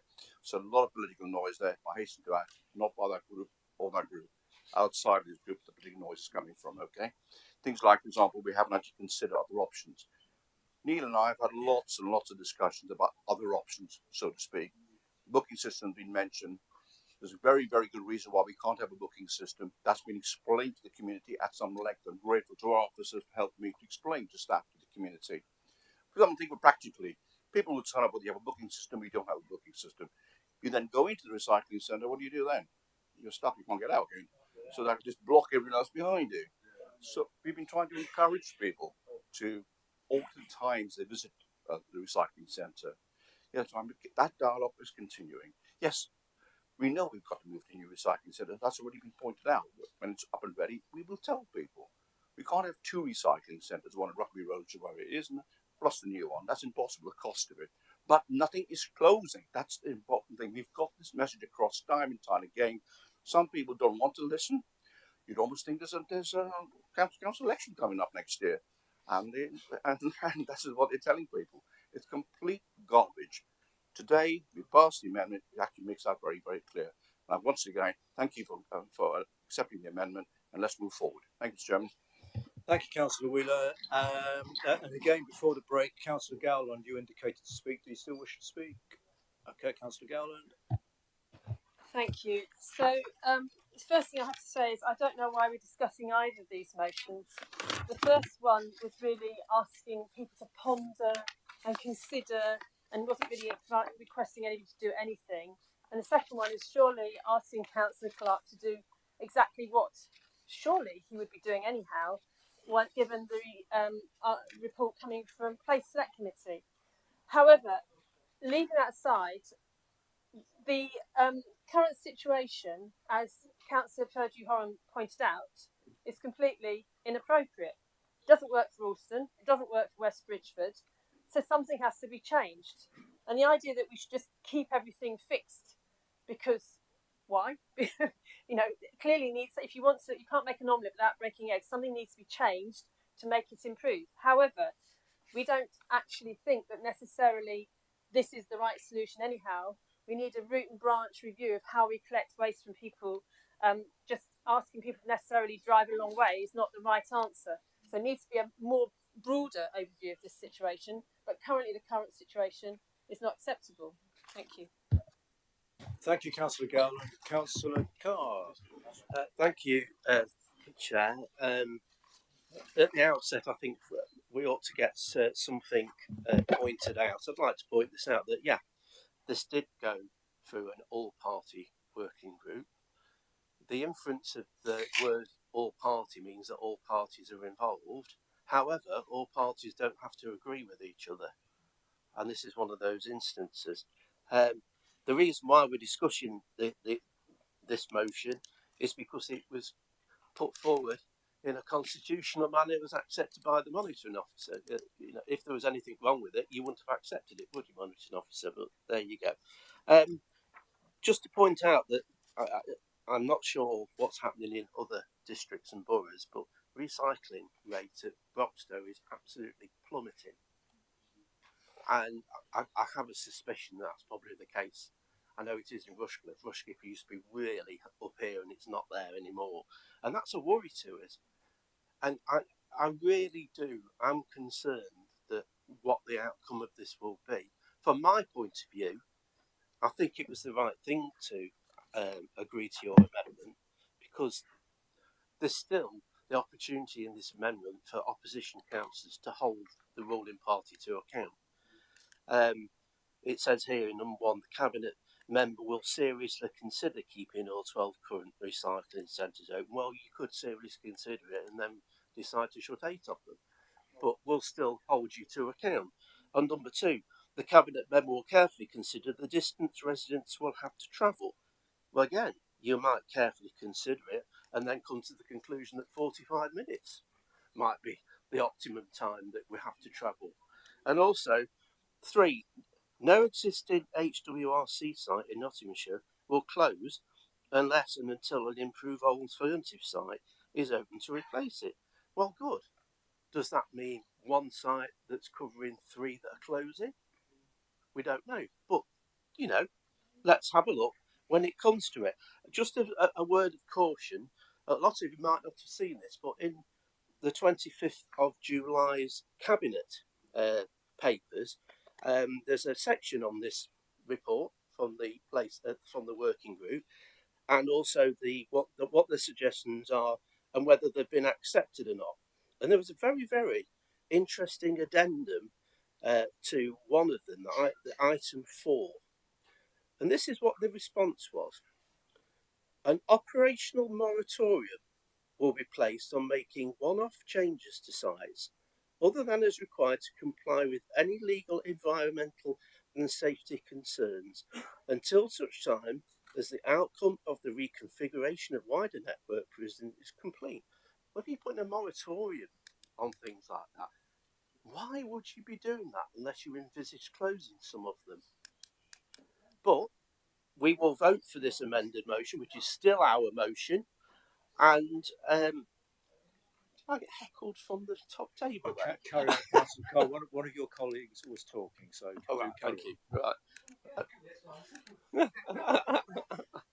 So, we've accepted this. This is now our motion. We hold you to what you've done and what you've said, but it doesn't mean to say that we'll keep opposing anything that you do which will put in jeopardy the refuse sites that we have already. Thank you very much, Chair. Thank you, Councillor Carr. Councillor Callaghan, had you indicated to speak? Oh, right. So now's your chance. Would you like to speak? Thank you. Right. I am in blue, but I'm not a blue. But but I would like to say I was part of that working party, and I think it was open, it was transparent. I don't recall at any time saying that they were going to close any of the sites. They were looking into sites, and some of them are not fit for purpose. And they were looking at building or reconfiguring to have more accessible super sites. And I think we did talk about one possibility of between Mansfield and Ashfield, because the Ashfield one's not working effectively and neither is the Mansfield one. So in actual fact, it would be better for our residents if we did have a super site. And also, we looked at improving the sites for all residents. And I think for those who saw the Newark super site, I think it speaks for itself. you know, and that's, I would hope, we all aspire to have a Newark super site. Thank you. Thank you, Councillor Callaghan. Councillor Bradley. Thank you, Chairman. Be very brief. I agree wholeheartedly with Councillor Callaghan and Councillor Gowland, which is unusual as well, isn't it, Penny? So we're getting there. Look, the original motion is built on a false foundation. Councillor Purdue-Horan, on the one hand, says we're not bringing forward plans for new sites that we promised, but then when we do the review and try to build in a collaborative way plans for new sites, through that collaborative cross-party process, they refuse to participate, they spread false rumours about closures, or criticise us for looking at changes to the network. You can't have it both ways. You either want us to make changes to the network or you don't. And if you do, we've got to go through a process. But it points to the review and the recommendations of the Scrutiny Committee review, which were just that. They were recommendations, suggestions for the administration to consider. So if there's deep public concern out there about closures, it's because certain members in this room have been pretending that those suggestions to the administration are policy decisions and pretending that we've made decisions to close lots of centres, which we have not. So some members in this room will have to look long and hard at themselves and think about why that concern actually exists. This amendment is very clear. We're not closing anything. I have no plans to close anything without first looking at and opening a new improved service in the vicinity to serve those residents. We've heard in the debate, indeed, Councillor Purdue-Horan himself said he wants to see a new and improved Rushcliffe site. Well, that necessitates closing the old site, which is not fit for purpose. So we can't sit here and say, well, we commit to not closing any sites, because you yourself advocate for a new site to replace a closed, not fit for purpose site that is all about congestion and constraints and is impossible to improve. So no decisions have been made on that score, other than we want to deliver that improved network and that improved service. That will necessitate, as the review looked at, opening new sites in some places perhaps replacing sites that are not fit for purpose, and we'll do that in a measured and sensible way with the aim of improving the service. It's not about making massive savings or cutting the service. This is about improving the service. And we've heard councillors here say, you know, recycling rates falling in some places, there are constraints with some sites in some places. As Councillor Gowland said, we want to tackle those things. That means we've got to change something. And that means you've got to allow us to go through a process of looking at the options and considering what we're going to do about it. The other thing I would just finally say is your comments made me laugh, Dave. Again, I know you weren't there, I think before 2019, right, in Ashfield. Labour introduced the smaller bins. At the time, it was the reason I got into politics, actually, because I was so grumpy about it. And if I remember rightly, as you kind of stand and say Ashfield Council and take credit for it in some ways, if I remember rightly, it was the reason Jason became leader of the council, because it caused such a fight in the Labour group that they all split off and we had a vote of no confidence. So it's interesting that you stand here and kind of say it was a brilliant thing that Ashfield District Council have done. I was elected to Ashfield District Council in opposition to that exact policy. So it just goes to show, I think, how sometimes perhaps these stories can be misconstrued slightly in the public domain and perhaps used for purposes that aren't necessarily right. So look, by accepting the amendment here, you are accepting that we have no plans to close any centres without first replacing them with a new and better centre. That's what this amendment says. That is our policy. We've not yet gone into the detail about what that looks like, because as Councillor Carr points out, we've not actually formally received the recommendations yet until next week. Clearly, we would put a moratorium on spending so that we don't spend a lot of money on a site that is subsequently then replaced. Seems obvious, it's not a conspiracy, but actually we will consider that over the course of the summer, and we will come out with those recommendations, which, just as we have through this process of policy creation, will be available publicly for people to look at and review and scrutinise. That's the process we go through. It's been open and transparent. I'm grateful for Councillor Callaghan's comments that she felt that that was the case throughout the process, and really, really welcome if today's motion and the clarity that it brings about potential closures, i.e., I repeat it again, we will not close anything unless we have invested in and opened a new site to serve those residents beforehand, can now be the version of events that we all take away from here and tell our residents, because that's the facts of where we are. That's what we're all agreeing today. So the next person who goes out there in the media and says that we're planning to close a load of recycling centres to our residents will know full well that they're making it up, Mr. Chairman. And that's the position I hope we will end up in by the end of today. Thank you, Councillor Bradley. Councillor Camilleri. Yes, thank you. The Mansfield waste disposal is on our division, Steve. And I'd like to say that one of the biggest complaints we get are from people using that site who have to queue up sometimes for an hour, probably more to get in. I had a question at Master District Council about fly tipping the other day. I think it encourages fly tipping, the hanging around, the way they can't tip the stuff. So what you'll attempt to do is go out, fly tip it. The other thing is that times have changed since when these sites were put in. The climate change has made everything, you've got to sort everything out, do things, you've got bulky items, you've got this and the other.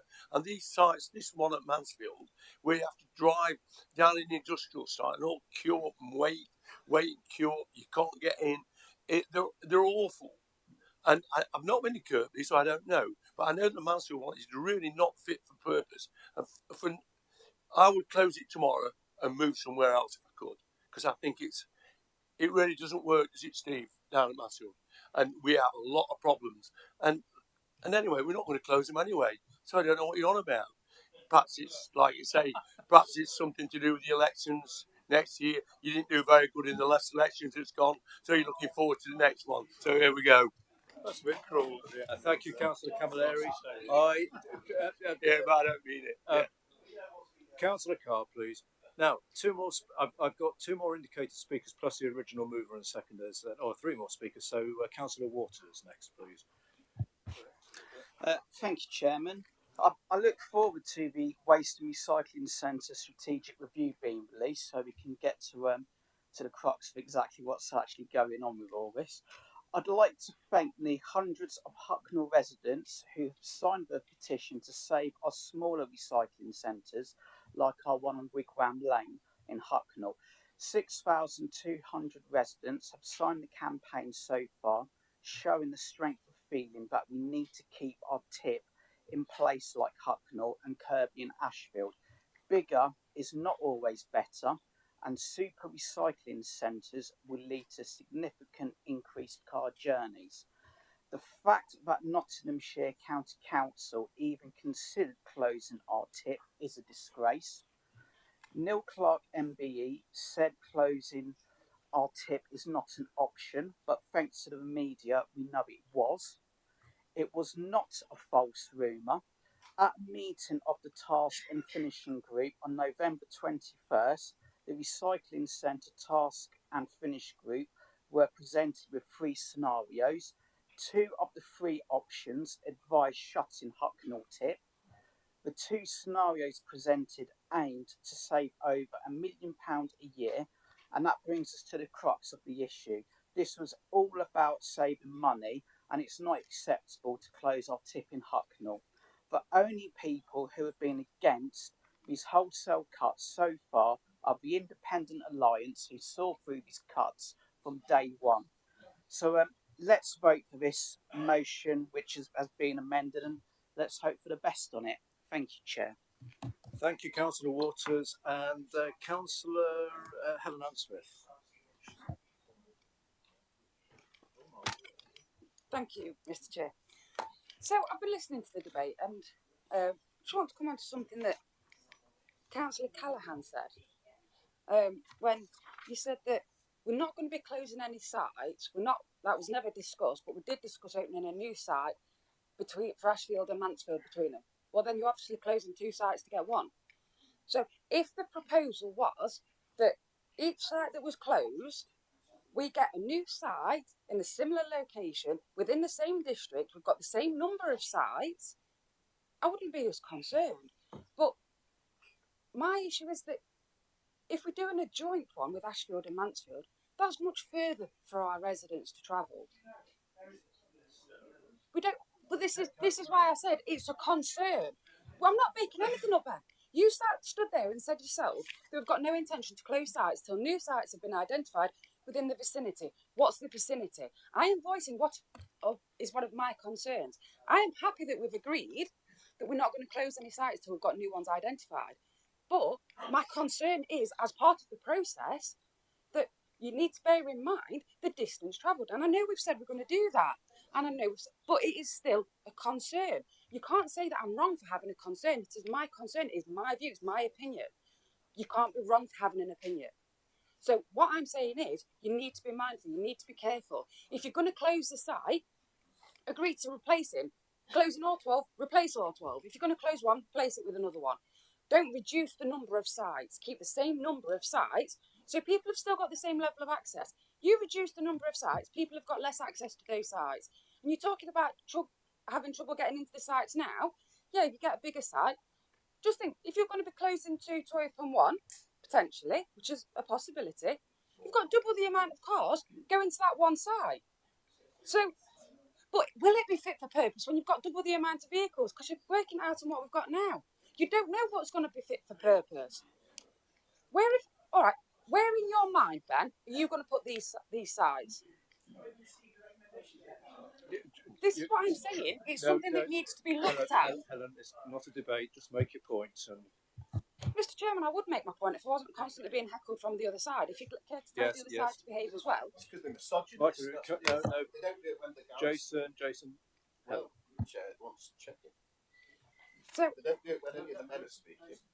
I'm happy to support this motion and I'm happy to support the amendment on the condition that we bear in mind the distance travelled and bear in mind that in my area, for example, it's got the lowest car ownership. So people car share.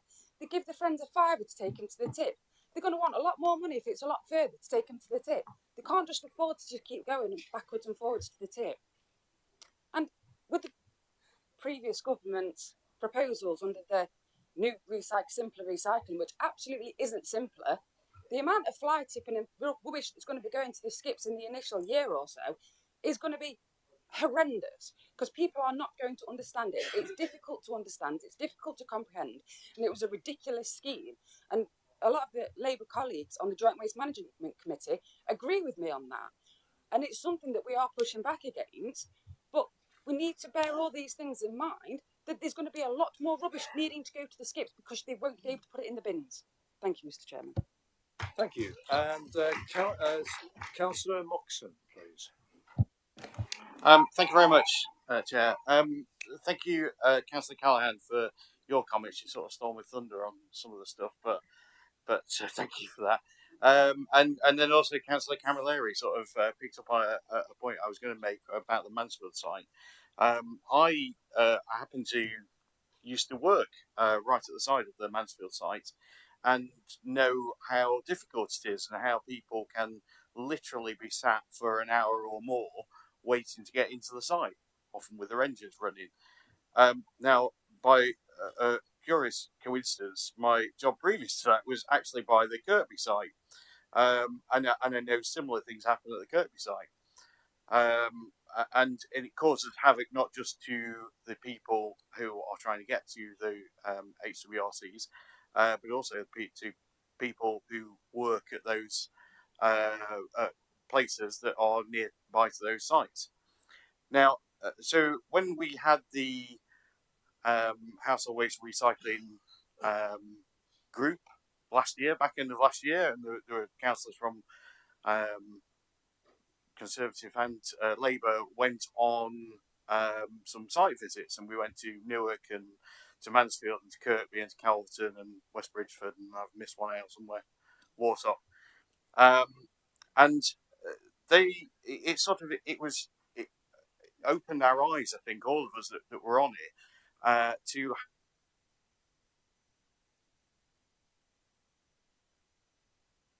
we've got very diverse sites. So you look at the Newark site and you compare it to the Kirkby site or the Warsaw site, and it's chalk and cheese.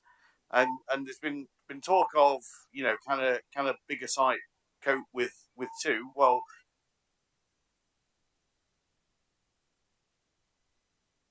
to merge somewhere in between, and there's only 2.5 miles between the two sites. But a bigger site that was the size of Newark and as easy to get around as that, it would be able to cope with a lot more traffic. So all I'd like to say is, in conclusion, is that to thank everyone who took part in that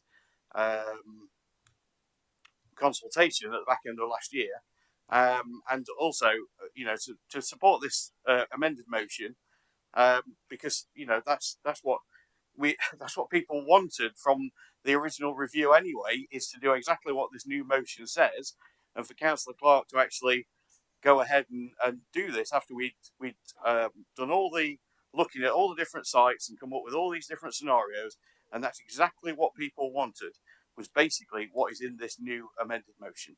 Thank you. Thank you, Councillor Roxon. Okay, we have two more speakers plus the mover and seconder. So, Councillor Garner, please.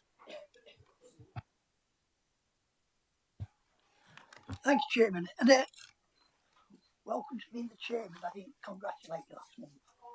Anyway, as you know, I always talk rubbish, so this is a typical subject. As long as we get these sites, which are an improvement of what we've got now, I'm all in favour for it. Now, Andre's talked about Mansfield. It's a pain in the, Anyway, traffic. Hey. I didn't say it. Yeah, traffic everywhere. Can't get in. Car pollution, choking me to death. You know what I mean? And what gets me with some of these sites is the other week I had a plastering job done at my house, and the plasterer left a bit of plaster. No problem, I'll take it. Well, I knew we couldn't take it at Mansfield, so I goes across to Kirkby, and I gets there. We've got too much here. We can't let you tip it. And they sent me to Upnor. I wanted to Google Earth for that thing. Down here, down there.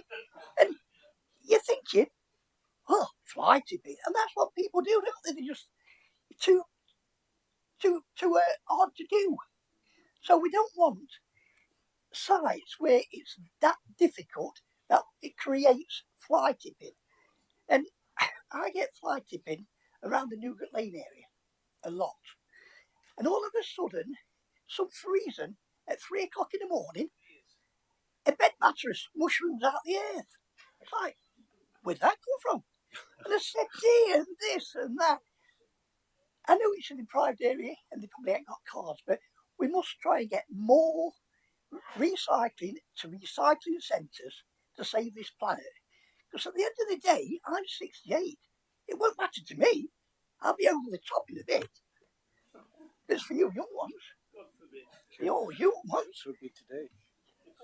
You want to be thinking. Could be. Well, no, not you. Time now. Well, I don't know. Carry on, Steve. I don't know, Paul. Maybe. Anyway, but what I'm saying, Carry on, Steve. We've got time left. Yeah. Okay. So as long as we can enhance our sites, that's what we need to do. Whether it's this idea, that idea, any idea, that's what we need to do. Thank you. What a load of rubbish. Thank you, Councillor Khan. Of course, your comment about Mansfield being a pain was not about Mansfield, it was about the recycling centre, just to clarify that. And Councillor Wilmot, please. Thank you, Chairman. I wasn't going to speak, but I think I must. Many of you will probably know that I lead on Ashfield District Council's community safety portfolio, and a lot of our time is taken up by fly tipping incidents, where we have to go out and have a look, open up the fly tipping, and if we can find out who's done it. And we would prosecute that. There's no doubt about that, and I would welcome that situation, because there's nothing worse than seeing rubbish thrown all over the place. Can I say we mustn't have a reduction in the service? Yes, if we're going to have a site, a super site, you're going to have trouble, because if it's a long distance, because we still have this cost of living crisis, and the cost of petrol and diesel is still very high, and some people will say, oh, so and so it, I'll just chuck it on side. As I walk around the streets, I still see fly tipping in front of people's houses, even all sorts of things being dumped all over the place. And if it's even more difficult to put it into a proper service area, then you'll have serious problems. Can I say, if you think how many residents will see all sorts of rubbish thrown on their backyards and gardens as well, it will escalate if they not have an easy access to getting rid of the stuff. Can I say the amended motion, I'm quite happy to accept it. But at the end of the day, we will scrutinise the decisions firmly, and we will discuss it when we see what the propositions are that you're going to bring forward. As I say, I'm hoping the service will not be reduced. There's a serious problem at the moment on fly tipping, and I see it when I go up to Sutton or Kirkby to the meeting. What do I see on the side of the road? Dump, more fly tipping, more. And that will only exasperate the situation. So be very, very careful in what you do, because the residents, they will have to vote the next election, the next county elections, and they will vote with their feet. Thank you. Thank you, Councillor Wilmot. And Councillor Henshaw. I'm hoping, Chair, that people do go out and vote in county council elections, because sometimes the percentage turnout is terrible. So if there's a subject that engenders people to get off the backside and go out and vote, I'm all in favour of it. I'm supporting the motion as amended because it gives certain assurances. Seriously consider keeping 12 current recycling centres open, right? So positive, look at it. We'll consider distances residents will have to travel, again, looking at it, positive. No existing recycling centre in Nottinghamshire will close unless an improved alternative site is to replace it.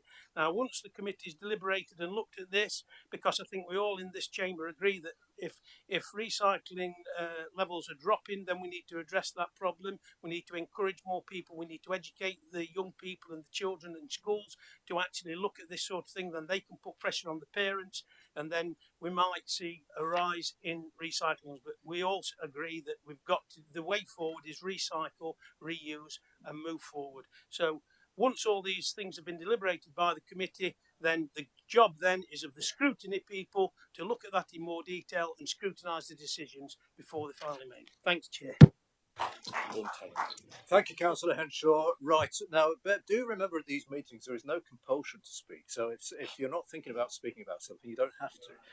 So now we have Councillor Mike Adams. You seconded the amendment. Would you reserve your right to speak? Would you like to? Yes, please, Chairman. Thank you.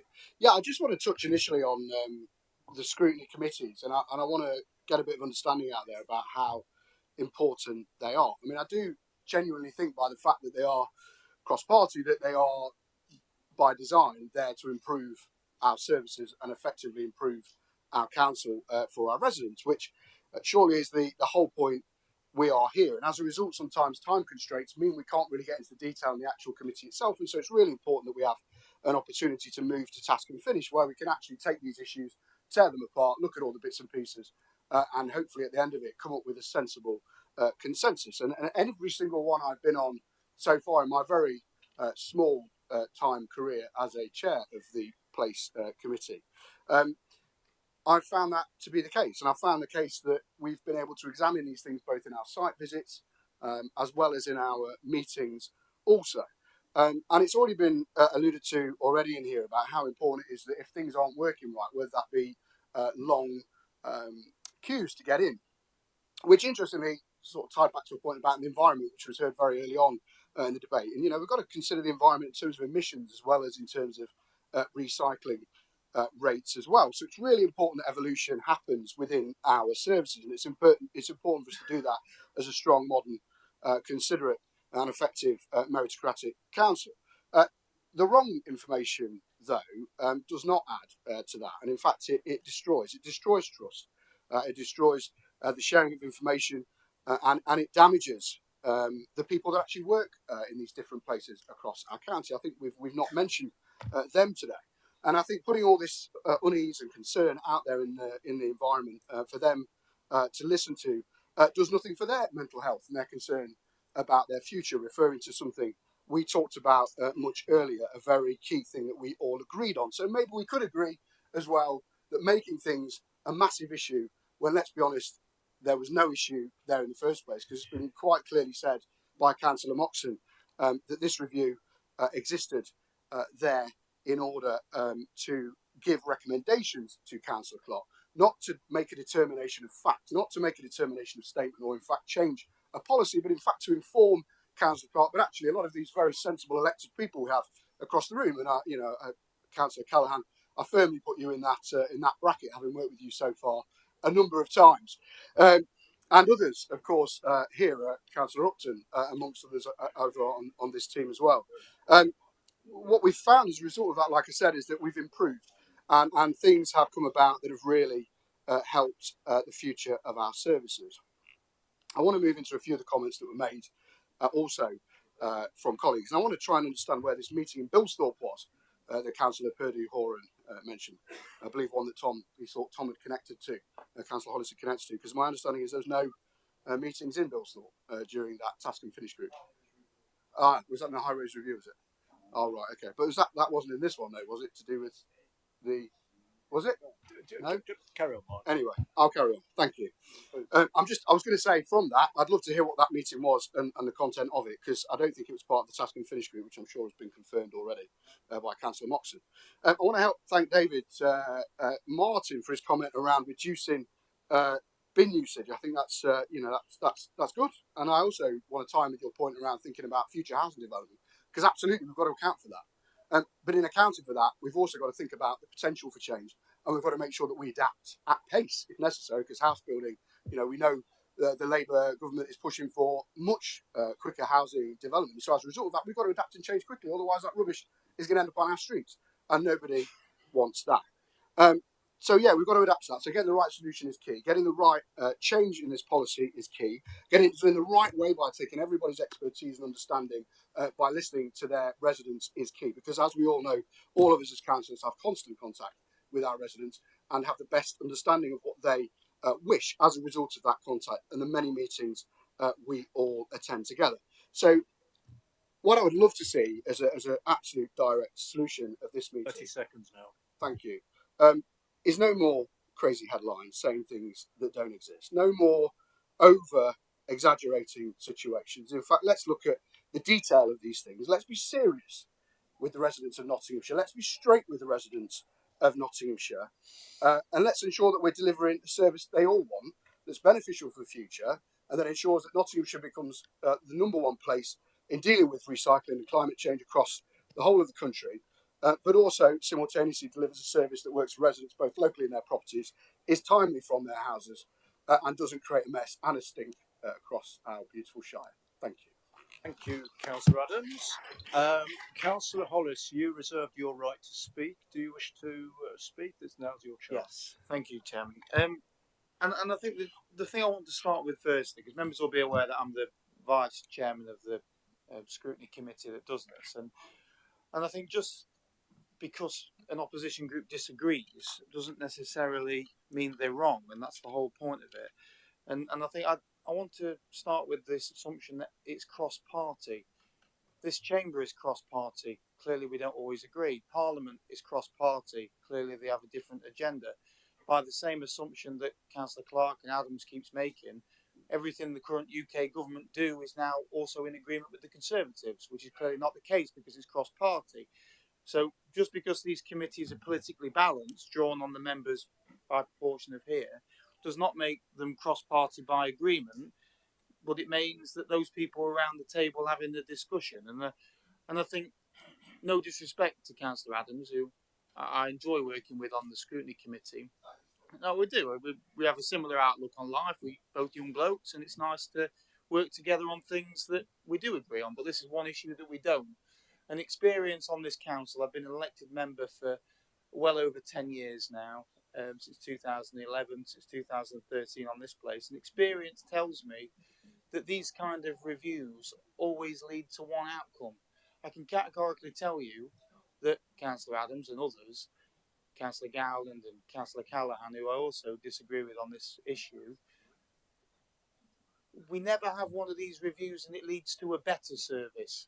Not once has that ever happened in my whole experience on any council. And the fact is, I mean, Councillor Camilleri reminded me, anybody that's got kids in this chamber, reminds me of a naughty child that's in the back of the seat of a car that blurts out all the family secrets to the guests that you held a secret to. Said in his own words, if it was up to him, he would shut them now. That's what he just said. And I'm sorry that he's blurted out the secret, but change does not always mean an improvement. And we heard again from members that, oh, we've seen people waiting an hour in a queue. Well, it's probably going to be an hour round trip to get to this super site. We saw it with Sure Start centres. Let's close them. People in Uthwaite have to travel hours to find a centre that they used to have on the doorstep. And that's exactly what's going to happen with these recycling centres. And it's also like, so we talk about, oh, let's have these super sites, but we're going to have the same number, but it's also going to save £2 million a year. I can't understand how we can save that amount of money, but then have bigger, better services that are the same. In reality, what it means is it means closing a crap ton of these places and opening a few others that meets our minimum requirement. And by the way, Ashfield District Council have already had to clear up the County Council's mess when you shrunk our bins by 25%, and that we're the only district and borough that has 25% smaller general bins. And I don't know what happens to your family bins at home, members, but I'm pretty sure they're probably full, like my residents. We have a 25% smaller general bin in Ashfield. No surprise that we have to do things like the spring clean. We collect free bulky waste from every home every year. We provide all these kind of services. But the other thing that comes to my mind, cross-party representing every member in this chamber as the vice chairman of the committee, why haven't we seen the waste recycling report that sat on the cabinet member's desk for, is it 4 years now, 3 years? We've still not seen it. You won't release it. And I'm going to guess that's because it says stuff you don't want people to see. And I believe this kind of review a lot more. So, no disrespect to the Labour members, because particularly Councillor Gowland and Callaghan, pretty much I agree with them on most things that we've crossed our committee. And we're probably in agreement with some things here. But I don't like the environmental factor that people have to travel. I don't like the fact that this is almost certainly going to lead to increased fly tipping. I think, you know, members will be aware that I've been here a long time. I'm hoping to be here a long time to come. And when this decision does come back that you're going to close, because the decision will be made. You told us you weren't going to close this place, and then surprise, surprise, you look to take it on now. The same thing will happen in recycling centres. We know you're going to close them. Why do we have to go through the pantomime? Oh, we're not going to close them. Well, we're looking for something better. Of course you're closing them and you're trying to save £2 million to do it. So when we sat here, and I hope the Labour members are taking note, when we do have the opportunity to say, I told you so, I hope we're not too far down the line to know that we can work together and try and fix it. Because ultimately, we don't want the Independent Alliance, we don't just want an improved service, which we probably agree with the administration and the whole reason we've accepted the motion as amended, but we also want a local service. Because unlike Conservatives and Conservative electing areas, unfortunately Ashfield is a very deprived area where car ownership is extremely low, bank balances are often extremely low, people don't have the funds to arrange a formal pickup. People don't have the funds to often have a car that's big enough to put a sofa in, etc. And I'd like to see it as easy as possible for people to get rid of waste, Mr. Chairman. And that's exactly why the Independent Alliance is shining a spotlight on the Conservative administration closure of waste recycling centres. Thank you, Mr. Chairman. Thank you very much, Councillor Hollis. So, colleagues, we're now at a position where we've had the motion, or the amended motion, moved and seconded. We now need to take a vote on this. Or is this sum up? Oh no, we don't. Sorry, I'm jumping ahead. Councillor Purdue-Horan. I'm getting excited. Summing up for Councillor Purdue-Horan.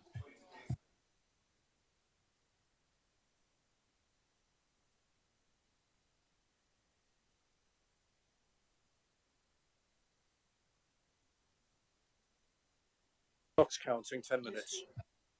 You don't have to take the 10 minutes. No, you don't have to. You do. Mr. Chairman, thank you, and can I just say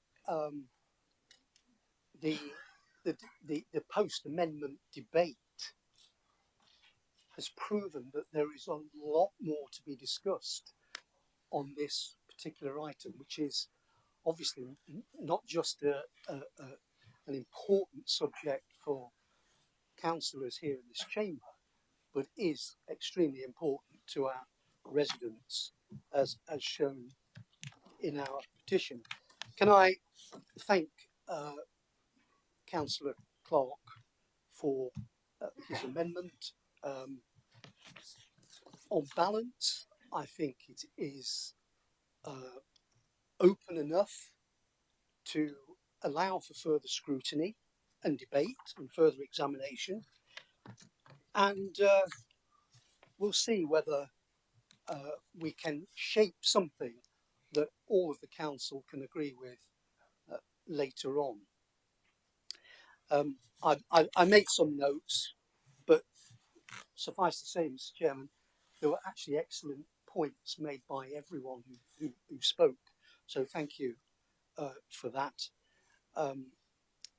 I thank Councillor Wheeler for his kind words, and I acknowledge that there are difficulties with Rugby Road, but of course, you know, the premise that I'm starting from is that we used to have 2 in Rushcliffe, and of course we're now down to 1 small site, which we know what the difficulties are.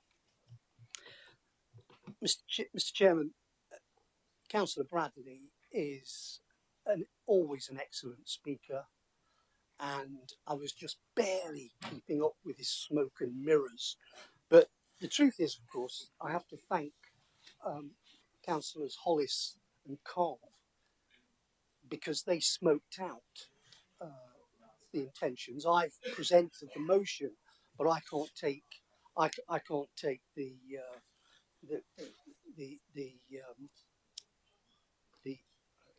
plaudits for bringing the motion. It was these 2 guys that behind the scenes have been of great assistance to me. I did pick on Councillor Camilleri's. Thank heavens Councillor Camilleri is not in charge of environment. Heaven knows what he'd be closing tomorrow. Councillor Adams, I think we're trying to be kind today, so thank you for your comments. And all I can reply really to you is that there are excellent opportunities to improve communication and outcomes. And that is what must be our central tenet, to ensure that our residents are not losing out. So, Mr. Chairman, thank you for the opportunity for this debate. Thank you everyone for your contributions, and I hope we can all vote for this unanimously and have an early finish. Thank you. Thank you. Thank you, Councillor Purdue-Horan. So we now are at the point of making going to the vote. So we need a show of hands. Those in favour of the motion, please show. It's not unanimous. It's not unanimous. Is it not unanimous? Nice and clearly. Always show your hands clearly. Jason. Yeah, so it's everybody except minus 1. except Councillor. Right, minus 1. So just for the record, any objections? Is that it? Or any? Is it not an objection or an objection? Any abstentions? No. So the motion is carried. So thank you. Now, before we go very slow down. One final item on the agenda. I know I've gone on about it a lot this morning. We had a raffle this morning. I'm sure everyone would like to know what the results of that raffle are. We had 3 fantastic prizes and a 4th, and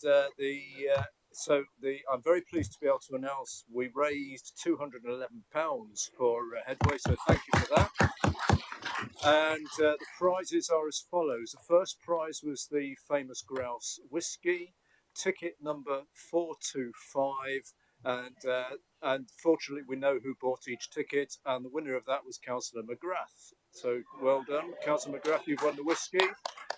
You gave it to Sheila. So Sheila's won the whisky. Well, there we are. You see, I mean, not only do we have cross-party cooperation, we have inter-party cooperation. That's brilliant. And the second prize is the bottle of red wine. That was ticket number 463, and that was Councillor Henshaw. Well done. And well, you can always put it back in the next raffle. And the third prize was the Patterson shortbread biscuits, and that was ticket number 500. And that was Phil Roston. So well done, Phil. The final prize was a late entrance donated by someone who will remain nameless, but it was the Pamper gift set. And the winner of that is ticket number 468, Councillor Ogle. So well done.